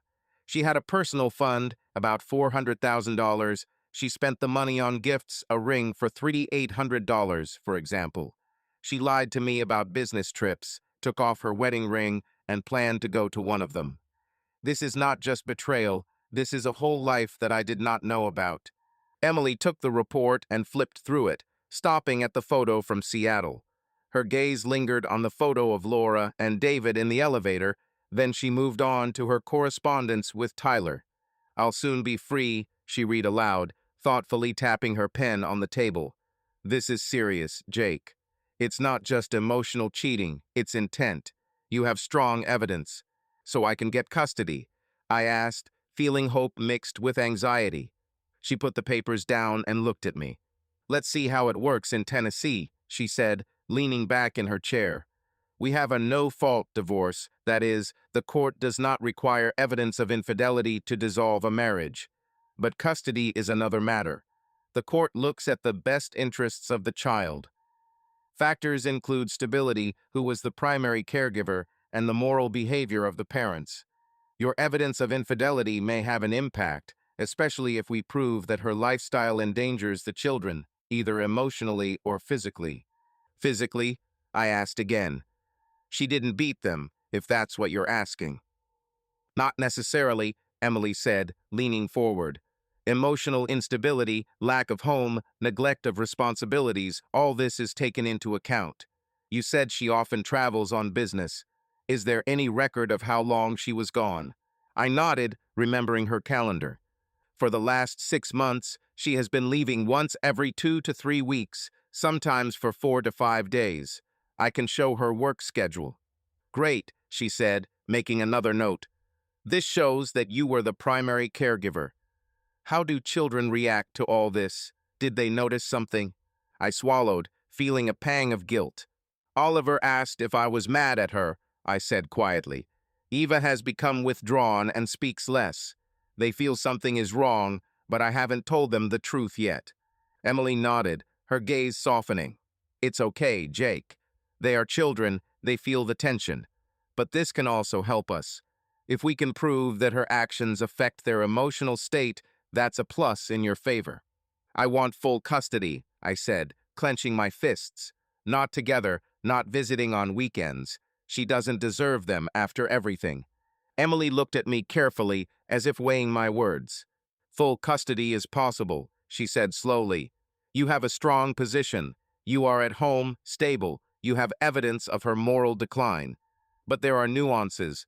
The judge may grant her visitation rights, even with this record. And one more thing, money. Money? I asked again. Her foundation, Emily explained, nodding in response to the statement. $400,000 is a serious resource. She can hire an expensive lawyer and drag out the case. In Tennessee, the courts don't like long custody battles, but if she decides to fight, it will be expensive and messy. Are you ready for this? I thought about it. My savings were more modest, about 50,000 plus income from consulting, but I knew what I was getting into. Yes, I said firmly. I'm ready. It's not about money, it's about children. She threatened to take them away to punish me. I won't let her do this. Emily smiled, not warmly, but with a kind of professional respect. Okay, she said. Then we begin. I will prepare documents for filing for divorce and requesting full custody.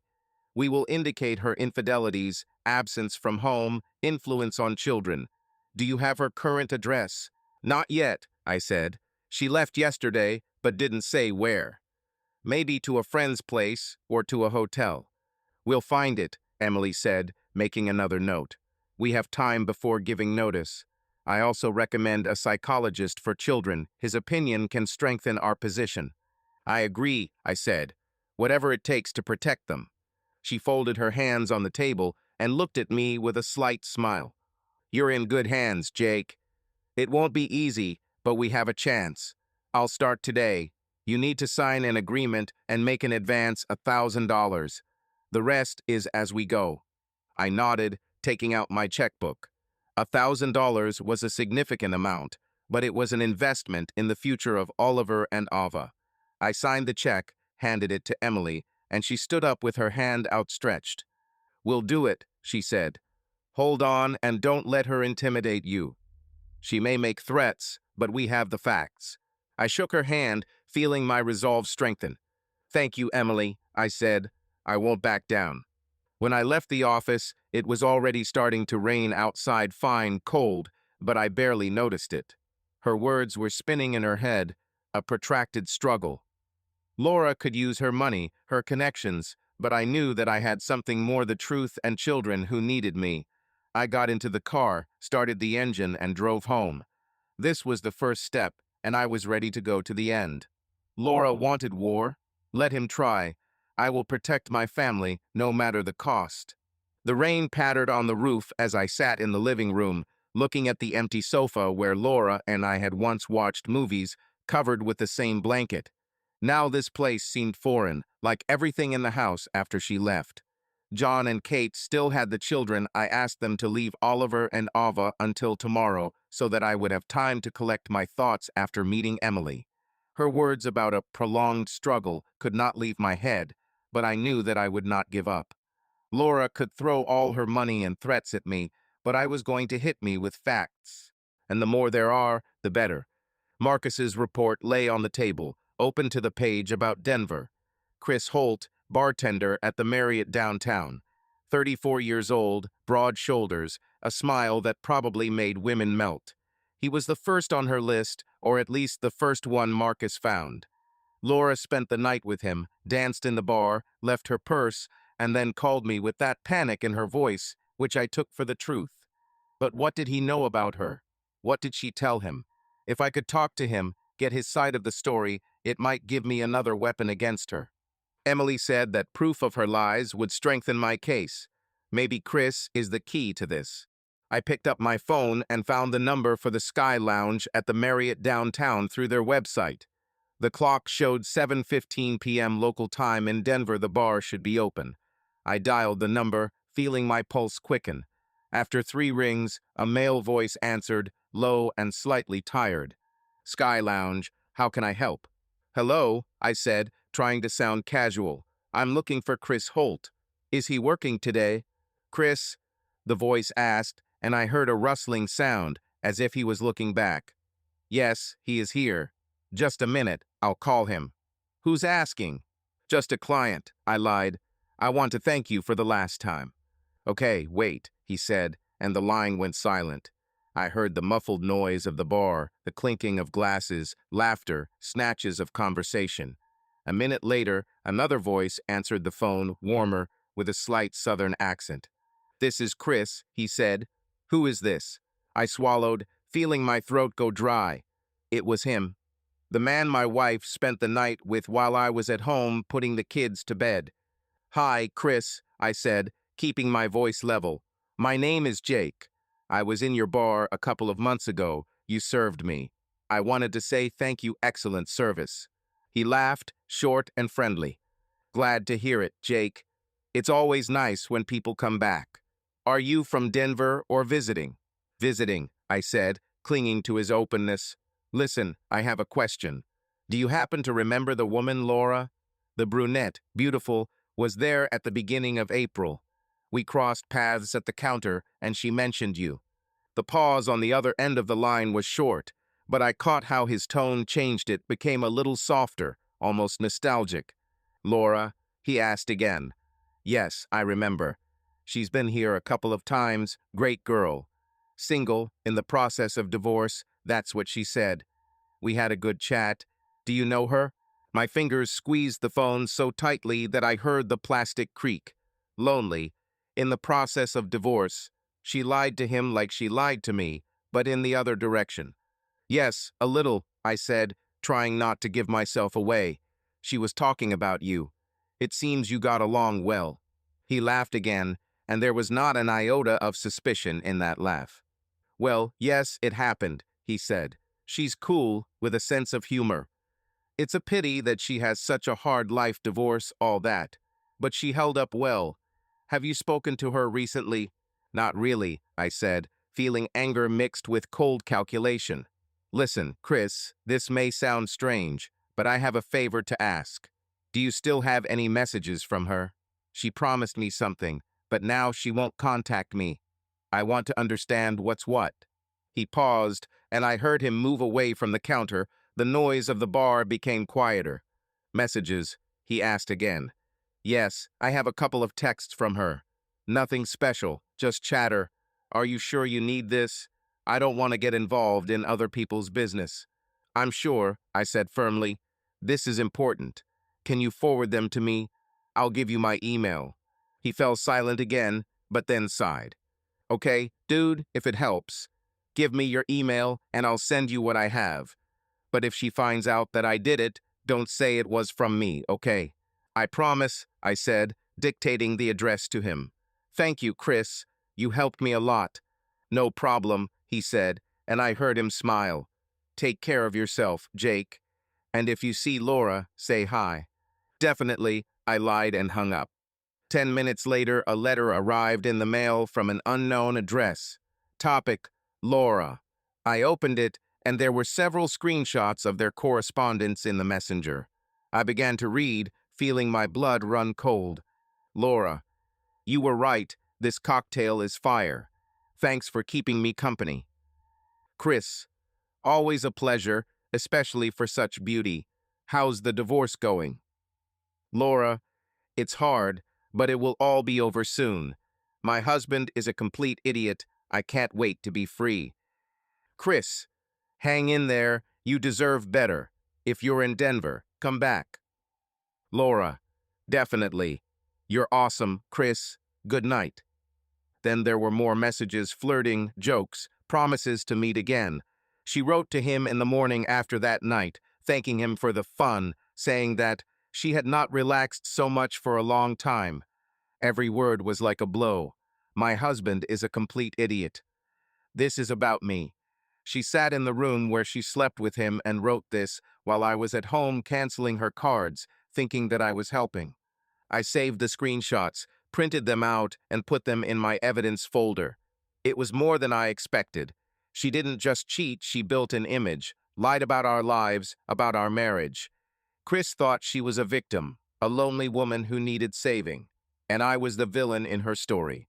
I called Emily right away. She answered after the second ring. Jake, she said, her voice cheerful despite the late hour. What's new? I talked to Chris, the bartender from Denver, I said, trying to sound calm. He gave me correspondence with Laura. She told him that during the divorce process, she called me an asshole. I have all this, I can send it. Emily whistled softly. Great, she said. It's gold, Jake. Shows her lies, her intentions. The judge will see that she not only cheated, but deliberately misled people. Send me everything right now. I will add it to the case. I'm already sending it, I said, opening the mail. Will this help with custody? Yes, she said firmly. This is another proof of her moral character. She not only betrayed you, but also the children, creating a false life. We use this. Hang in there, Jake. We are on the right track. I hung up, sent the files, and sat back on the couch. The rain outside the window intensified, but I felt a strange relief. Chris was not an enemy, he was a pawn, just like me. Laura deceived us both. But now I had more than just a photo and a report. I had her own lies written down in black and white, and I was going to use this to protect Oliver and Ava. Laura could lie as much as she wanted, but the truth was on my side, and I wasn't going to let her go. The rain stopped by morning, leaving behind humid air and puddles on the sidewalks. I picked up Oliver and Ava from John and Kate, trying to look like a normal dad, although I was still seething inside from yesterday's conversation with Chris. The children were happy to return home. Ava immediately ran to her pencils, and Oliver asked if they could watch a movie about dinosaurs. I nodded, put the disc on them, and went into the kitchen to make coffee. Routine helped keep her head afloat, but her thoughts still returned to Laura, to her lies, to how far she had gone. The correspondence with Chris was just the tip of the iceberg, and I felt that there was something much more hidden under the water. The phone rang as I was pouring coffee into a mug. The number was unfamiliar, with a Nashville area code. I answered, expecting another spam or call from the insurance company. "Hello, is this Jake Reed?" A female voice rang out, quiet, with a slight trembling. "Yes, it's me," I said, frowning. "Who is this?" "My name is Jess Parker," she said, her voice becoming a little more confident. "I worked with Laura at Bright Marketing 3 years ago. We need to talk. It's about her." I froze, feeling my pulse quicken. Bright Marketing was her previous company, where she worked for 5 years before moving to her current firm. She rarely spoke about that time, only mentioning that she burned out and left. Jess Parker, the name never came up. "Okay," I said slowly, placing the mug on the table. "What do you want to talk about?" She paused, and I heard her take a deep breath. "Not on the phone," she said. "This is serious. Can we meet? I live in Nashville. I can drive anywhere you want. But not at your house. I don't want her to find out." Her tone, a mixture of fear and determination, made me wary. Something was wrong, and that something clearly concerned Laura. "Okay," I said. "There's a Bluebird Cafe on Franklin Road. Can you be there in an hour?" "Yes," she answered quickly. "I will be in a gray coat. Thank you for agreeing." She hung up without giving me a chance to ask more. I stood there looking at the phone until the screen went blank. Jess Parker. Former colleague. What did she know about Laura that I didn't? And why was she afraid that Laura would find out? I finished my coffee, feeling anxiety mixed with curiosity. It was another piece of the puzzle, and I was going to take it. I asked Kate to look after the children again. She agreed without question, just looked at me with slight concern. 40 minutes later, I was sitting at Bluebird, a small cafe with wooden tables and the smell of fresh baked goods. I ordered black coffee and waited, looking out the window. At exactly 11 o'clock, a woman in a gray coat came through the door. She was about 35, thin, with short blonde hair and a nervous look. She noticed me. I was the only one sitting alone, and approached the table. "Jake?" she asked quietly, taking off her coat. "Yes," I said, pointing to the chair opposite. "Jess, right? Sit down." She sat down with her bag on her lap, as if ready to get up and leave at any moment. Her hands shook slightly as she took the menu, but immediately put it down. "Thank you for meeting me," she said, looking at me. "I didn't know who else to turn to. But when I heard that Laura left you, I thought you should know." "Did you hear?" I asked again. "From whom?" "From a mutual friend," she said, looking down. "Laura boasted in the office a couple of months ago that she had everything under control at home. And then someone said that you kicked her out. I decided this was a chance to tell the truth." I nodded, feeling my insides shrink. "What is the truth?" I asked. "What happened 3 years ago?" She took a deep breath, clasping her hands in front of her. "Laura cheated on you back then," she said quietly but firmly. "With our boss, Richard Kane. It started about a year after I joined the company. They hid it, but I saw it. She stayed late at meetings and went on business trips with him. One day I found them in his office, the door was slightly open, and well, you understand. I clenched my jaw, feeling my anger flare up again. 3 years ago. This was before Chris, before David, before Tyler. How long had she been lying? Why are you telling me this? I asked, trying to keep my voice even. And why now? Jess looked up, and fear flashed in them. Because I tried to tell you then, she said. I went to HR and said that this was wrong. He was married, you are married, it affected the work. But Laura found out. She convinced Richard that I was lying, that I was jealous of her success. I was fired a week later. No explanation, just a shortcut. She ruined my career, Jake, and I'm afraid she'll do something worse if she finds out I'm talking to you. I sat back in my chair, digesting her words. Laura didn't just cheat, she destroyed those who stood in her way. This was not an accidental weakness, but a calculation. Are you ready to testify? I asked. In court, if it comes to that? She pursed her lips, her fingers nervously fiddling with the edge of the bag. Yes, she said finally, but only if you protect me. She's vindictive, Jake. I saw how she manipulated people, how she got her way. If she finds out I'm here. She won't know, I said firmly. I'll talk to my lawyer. We will do this officially, through the courts. You will be protected. Jess nodded, but her gaze remained worried. Okay, she said. I'll give you everything I know. I have old emails from colleagues where they discussed her special relationship with Richard. This is not direct evidence, but it may help. Thank you, Jess, I said, feeling my resolve strengthen. It's more than you think. I'll call you if I need anything. She stood up, threw on her coat, and left with one last glance over her shoulder. I remained sitting, looking at the cold coffee. 3 years ago. Richard Kane. Another man, another lie. Laura wasn't just an unfaithful wife, she was a predator who used people and discarded them when they became inconvenient. When I got home, I immediately called Marcus. He answered almost instantly. Jake, he said, his voice as cheerful as ever. What's new in your detective novel? I need one more check, I said, sitting down at the table. Jess Parker, Laura's former colleague, just revealed that Laura cheated 3 years ago with their boss, Richard Kane. She says Laura is vindictive, and I'm starting to think there's more to it. Can you dig deeper into her past? Marcus whistled. Damn, brother, this is already a series, he said. Okay, I'll give the task to my man. Give me a couple of days. What exactly should you look for? That's it, I said. Her work, complaints, dismissals, any scandals. If she is what Jess says she is, there must be something else there. I'll do it, he said. Hang in there. This woman is a whole Pandora's box.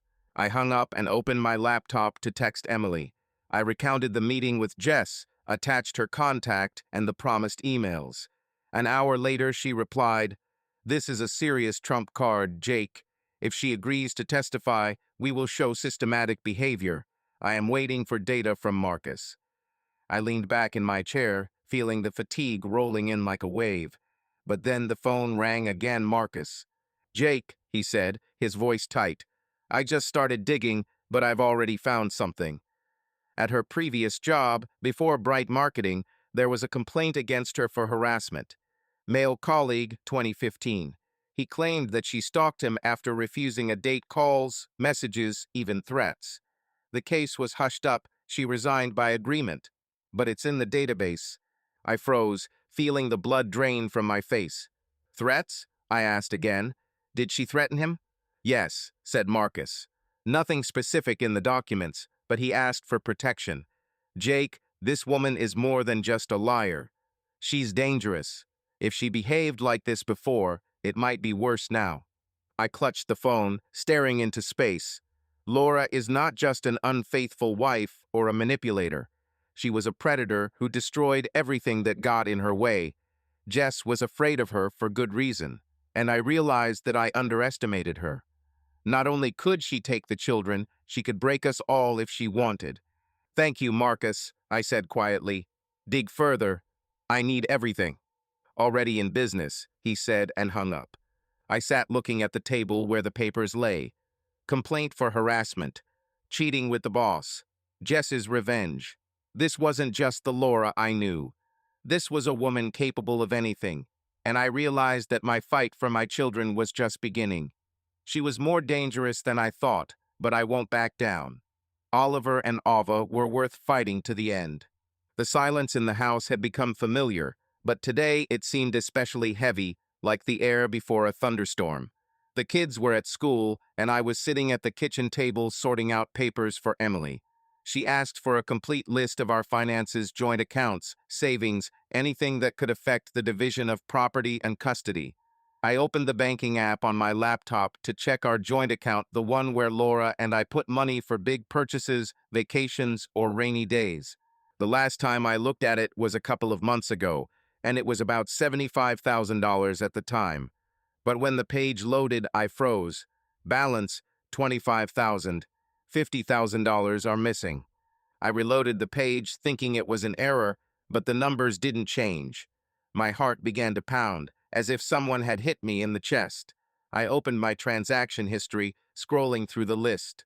Shopping at the supermarket, paying bills, small expenses, everything is as usual. And then I saw this. A transfer to an unknown account, $50,000, dated a week ago, the day before I kicked her out of the house. Signature. Transfer to investment fund. No details, just an account number starting with the letters Chi, a code I didn't recognize. I leaned back on my chair, feeling the blood pounding in my temples.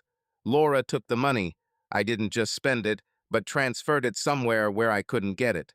These were our joint savings money that we saved together, denying ourselves extra so that our children could have a future. And she dragged them away the day before our quarrel. This was no accident. She knew that I would find out the truth, and she was preparing. I grabbed the phone and dialed Marcus. He answered after the first ring. "Jake," he said, his voice as cheerful as ever. "What's this time?" "Laura stole $50,000 from our joint account," I said, trying to keep my voice even, although everything was seething inside. "Transfer to some investment fund a week ago. Can you find out where the money went?" Marcus whistled softly. "Damn, she's wasting no time," he said. "Give me your account number, I'll check it. If it's offshore, it will be more difficult, but I have guys who dig these things." I dictated the number from the transaction to him, feeling anger mixed with anxiety. "Marcus," I added, "she told Tyler that she was soon to be free. And now this. I think she's planning an escape." "I agree," he said. "This smells like a plan. I'll let you know as soon as I find something. Sit still, Jake. We'll get her." I hung up and stared at the screen. Escape. The word sounded like a gunshot. She wasn't just cheating. She wasn't just threatening to take the children. She was going to disappear, taking everything she could. Money, freedom, a new life with Tyler or someone else. And my children, and I would have been left with nothing. I clenched my fists, feeling my nails digging into my palms. She won't get it. Not after everything. I called Emily. She answered quickly, her voice businesslike but warm. "Jake," she said, "did something happen?" "Laura withdrew $50,000 from our joint account," I said without wasting time. "The day before I kicked her out. Marcus is checking to see where the money went, but I'm sure she's planning something. Can we freeze her assets?" Emily was silent for a second, and I heard her write something down. "Yes," she said finally. "This is serious, Jake. If she withdrew money without your consent, it could be considered financial manipulation or even theft. We can file an urgent claim to freeze her accounts joint and personal, including that fund for $400,000. But we need proof of translation. Do you have an extract?" "Yes," I said. "I can send it right now." "Send it," she said. "I will prepare the documents today and submit them to the court tomorrow morning. We will request a temporary injunction against any dealings with her assets pending the hearing. If Marcus finds where the money went, it will only strengthen our position." "Thank you, Emily," I said, feeling some of the weight lift from my shoulders. "I want her to not be able to move." "She won't be able to," Emily said with a slight smile in her voice. We'll get her, Jake. Keep me posted if Marcus digs up anything. I sent her a screenshot of the transaction and sat back in my chair, looking at the ceiling. Laura was playing big, but I wasn't going to stay away. If she thought she could steal our future and run away, she was wrong. I will protect the children and what belongs to us. 2 hours later, Marcus called. His voice was tense, but there was a hint of triumph in it. Jake, he said, found it. The money went to an account in the Cayman Islands, offshore, as I thought. The number is registered to the company Blue Horizon Limited, but this is a shell company, no real data. She hid them, brother.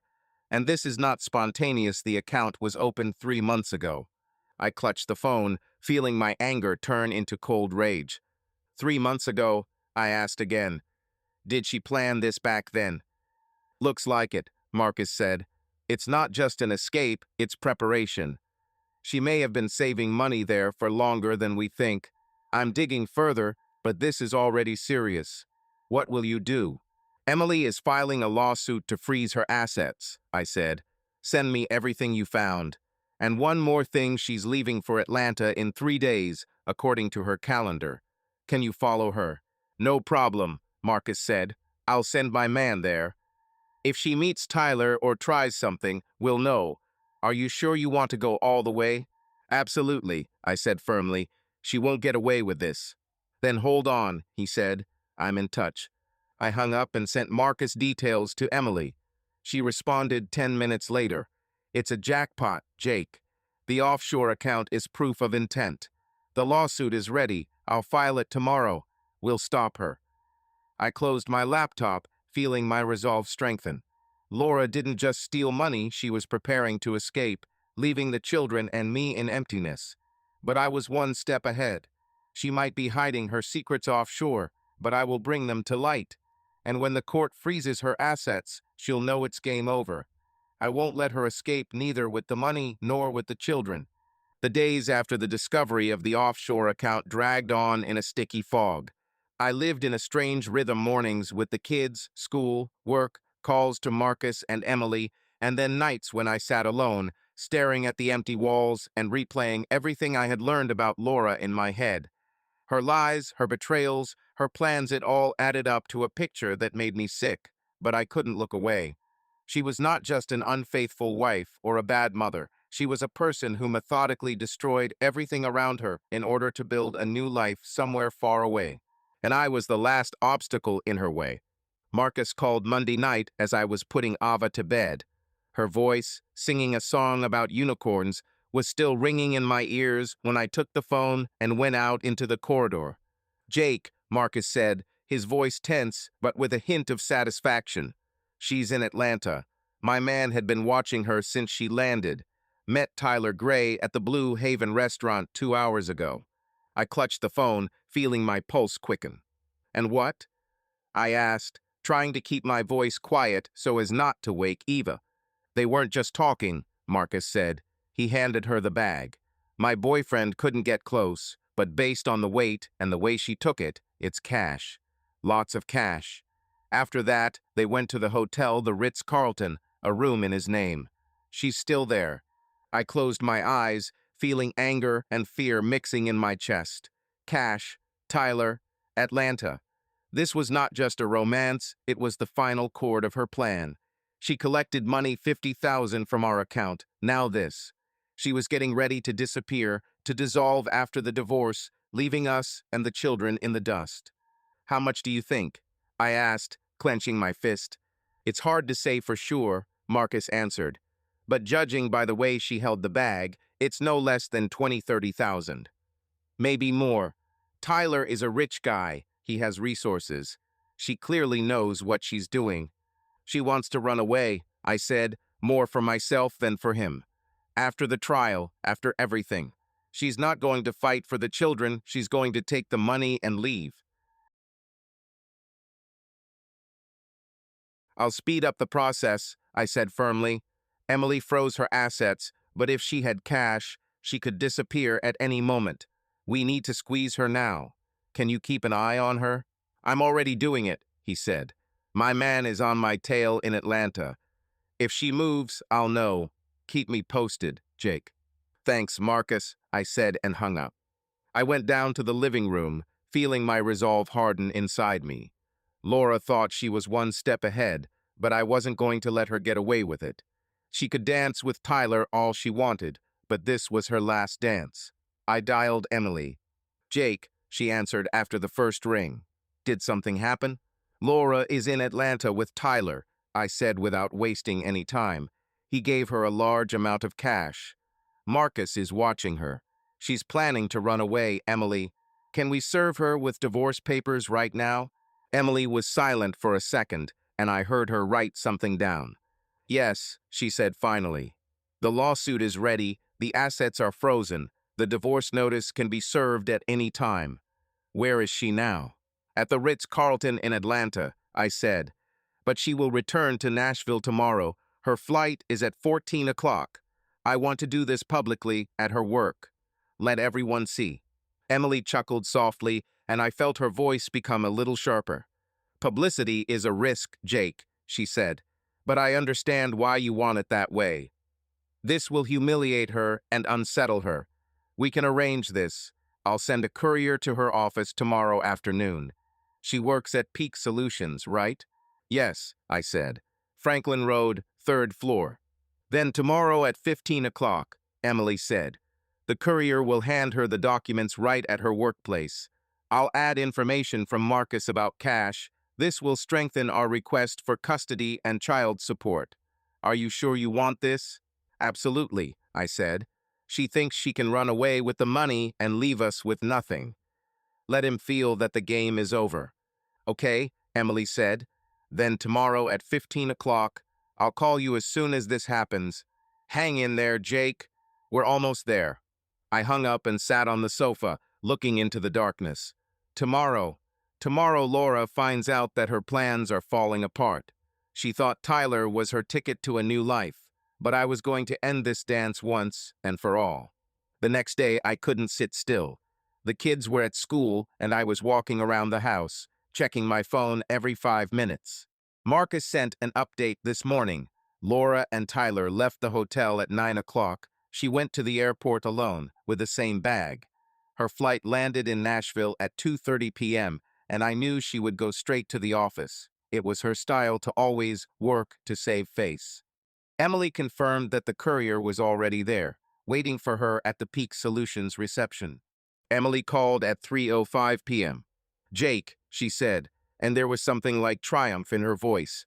Everything is done. The courier handed her the documents right in the office, in front of her colleagues. She was furious. She screamed and tried to kick him out, but he handed over the papers and left. Her boss was there. Everyone saw it. She called me 5 minutes later and threatened to sue me, but I said it was official and she had better hire a lawyer. I closed my eyes, imagining this scene.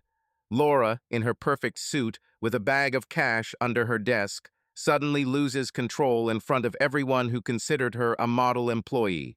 Her mask is torn off. What did she say? I asked, feeling my anger give way to cold satisfaction. She screamed that this was slander, that you were ruining her life, said Emily. But when I mentioned the offshore account and cash from Tyler, she fell silent.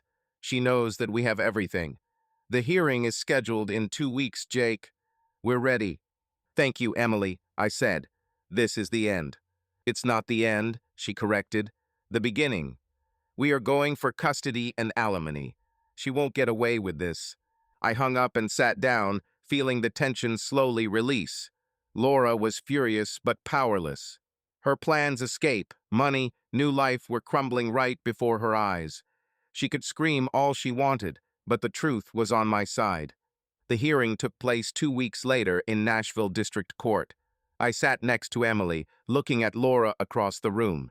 She was in a dark blue suit, with a lawyer, a man of about 50, with an expensive tie and a cold gaze.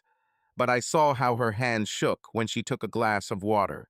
She knew she had lost. Emily presented everything: Marcus's report, photos, correspondence with Chris, Jess's testimony, offshore account information, cash from Tyler, a harassment complaint from the past. She described how Laura was away from home, how she lied, how she spent money on lovers, how she planned to run away. Jess spoke, her voice shaking, but she held on, talking about Richard Kane and Laura's revenge.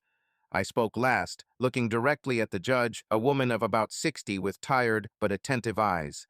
Your Honor, I said, trying to keep my voice level. I don't want revenge. I want to protect my children. Oliver is 9, Ava is 6. I was their father every day while Laura was on business trips. She cheated, lied, stole our money, and planned to leave us. They don't have to pay for it. I'm asking for full custody. Laura's lawyer tried to argue that she was a good mother and a victim of circumstance, but his arguments sounded weak against the mountain of evidence.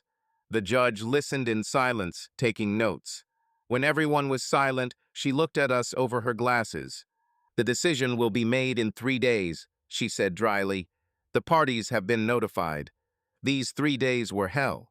I didn't sleep, I didn't eat, I just waited. The children felt my tension, but I tried to keep them away. I played with Ava, helped Oliver with his homework. I was in the kitchen peeling potatoes when Emily called. Jake, she said, and her voice was warm. We won. Full custody is yours. Laura was given supervised visits once a month. She was ordered to pay alimony $2,000 a month, plus return $50,000 from the bill. The assets will remain frozen until she fulfills her obligations. I dropped the knife, feeling tears burning my eyes. Thank you, Emily, I said quietly. This is all. This is your victory, Jake, she said. You protected them. I hung up and sat down, looking at the empty table. Laura lost. 6 months flew by as if in a strange dream, where pain and hope intertwined, leaving behind a new rhythm of life. The house no longer seemed empty. It was filled with the laughter of Oliver and Ava, their steps on the stairs, their drawings on the refrigerator. Laura disappeared from our lives like a shadow that I once considered my destiny. The court decision was the final point: full custody, alimony, frozen assets. She tried to fight, filed an appeal, but her lawyer quickly realized that the case was lost. The evidence was too heavy and her lies too obvious. In the end, she gave in, signed the agreement, and left Nashville, leaving behind only rumors and empty promises. I learned about her departure by chance, from Kate, our neighbor, who always knew what was going on in the area. We drank coffee on her porch while the kids played in the yard, throwing balls over an old badminton net. Did you hear that Laura left? Kate said, taking a sip from her mug. They say she's in Atlanta now, with that businessman Tyler, and, she lowered her voice, she seems to be pregnant. I froze, looking at her. Pregnant. From Tyler. The word hit, but not in the way I expected. Not with pain, but with some strange relief. She left and started a new life, just like she wanted. But this was not my life, not ours. I nodded, shrugging. Let him do what he wants, I said. The main thing is to stay away from children. Kate looked at me with a slight smile. You did great, Jake. After all this, you hold on. I smiled back, but didn't say how hard it was at first. Nights when I lay awake, replaying her betrayals, her threats. Days when I looked at Oliver and Ava and feared I couldn't give them enough. But I managed, for their sake. A couple of weeks later, Marcus, who was still keeping me in the loop, sent a message. Laura was indeed in Atlanta, but her new life was not as brilliant as she probably dreamed. He discovered through his contacts that she had contracted and STI, the result of her wild lifestyle, which did not stop even after the trial. Tyler apparently didn't know, but Marcus hinted that their relationship was falling apart at the seams. I read this and closed the phone. I didn't feel sorry for her. She chose this path herself. But I felt something like sadness for the Laura I had once loved, for the woman who had disappeared long before I knew the truth. I decided it was time to move forward. My children became my anchor, but I knew I couldn't live only for them. They deserved a father who not only survived, but lived life to the fullest. I started small. I went back to my drawings, to the projects that I had put off because of this whole war. An idea that had been brewing for years finally took shape. I opened my own engineering firm, Ride Designs. Nothing big, a small office in downtown Nashville, 2 assistants, and a few local contracts. But it was mine. For the first time in a long time, I felt like I was building something instead of tearing it down. Oliver and Ava noticed a change. Oliver began to ask questions about my work more often, and even asked to show me the drawings of the bridge I was working on. His eyes lit up as I explained how beams distributed loads, and I realized that he may have inherited my love of precise lines and calculations. Eva, still quiet, began to smile more. Her drawings became brighter. Now they showed not only empty houses, but also us. Me, her, Oliver, even Mr. Ears. It was a small miracle that I carefully kept in my heart. And then Kate showed up. Not Kate's neighbor, but the other one, Caitlin Morgan, Ava's teacher. I first noticed her at a parent meeting a month after the trial. She was short, with dark red hair pulled back into a messy bun, and a warm smile that seemed to cut through my fatigue. Ava adored her, always telling them how Miss Morgan read them stories with different voices or taught them how to paint with watercolors. At the meeting, she approached me after discussing school matters.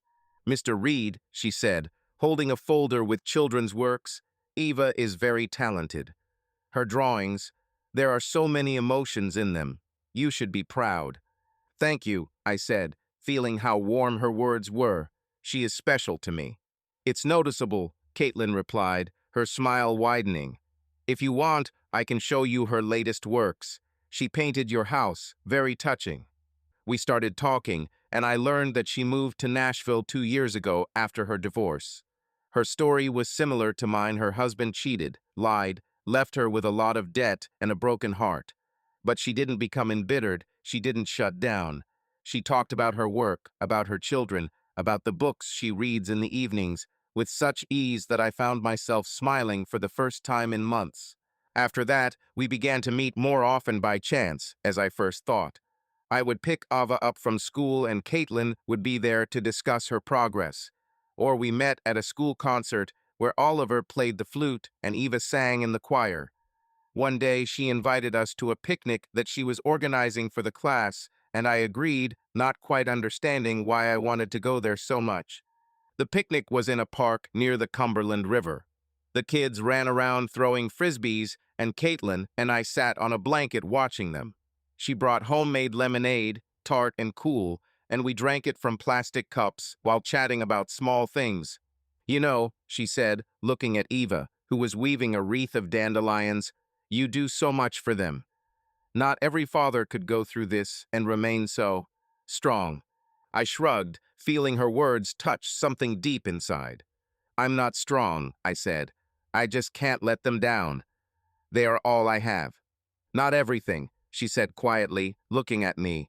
"You're building a new life, Jake, and it's beautiful." I met her gaze, and for the first time in a long time, I felt a warmth that was not related to children or work.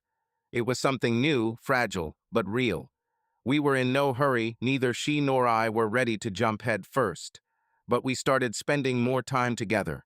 She came to our house for dinner, helped Oliver with math, and taught Ava how to bake cookies. The children accepted her as if she had always been a part of our lives. Oliver even asked one day if I liked Miss Morgan, and I laughed and said that she was very nice. He rolled his eyes, but I could see that he was pleased. One evening, after the kids were in bed, Caitlin and I were sitting in the backyard, looking at the stars.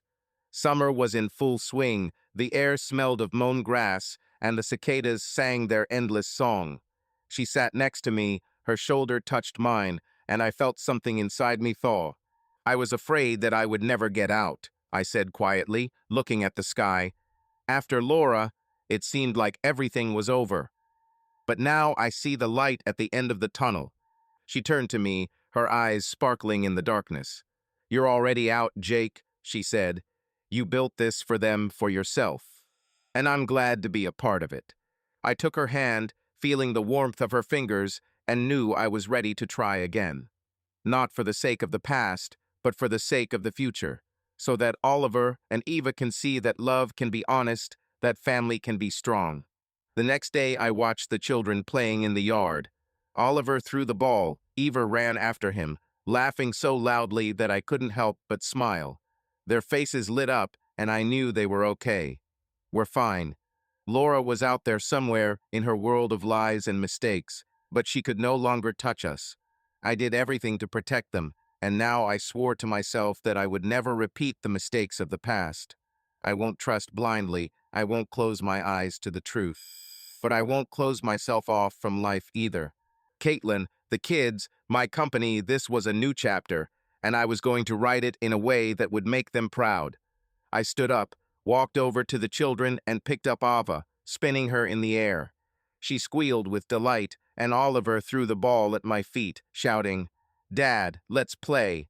I put Ava on the ground, winked at her, and ran after the ball. The light at the end of the tunnel was not just visible, it was here, in their laughter, in their smiles, in the new life we were building together. And I knew this was just the beginning. Subscribe to our channel so that your love doesn't cheat on you, and go ahead and listen to the next story, because this story is nothing compared to the next one. If you're under 18, don't even think click to the next one.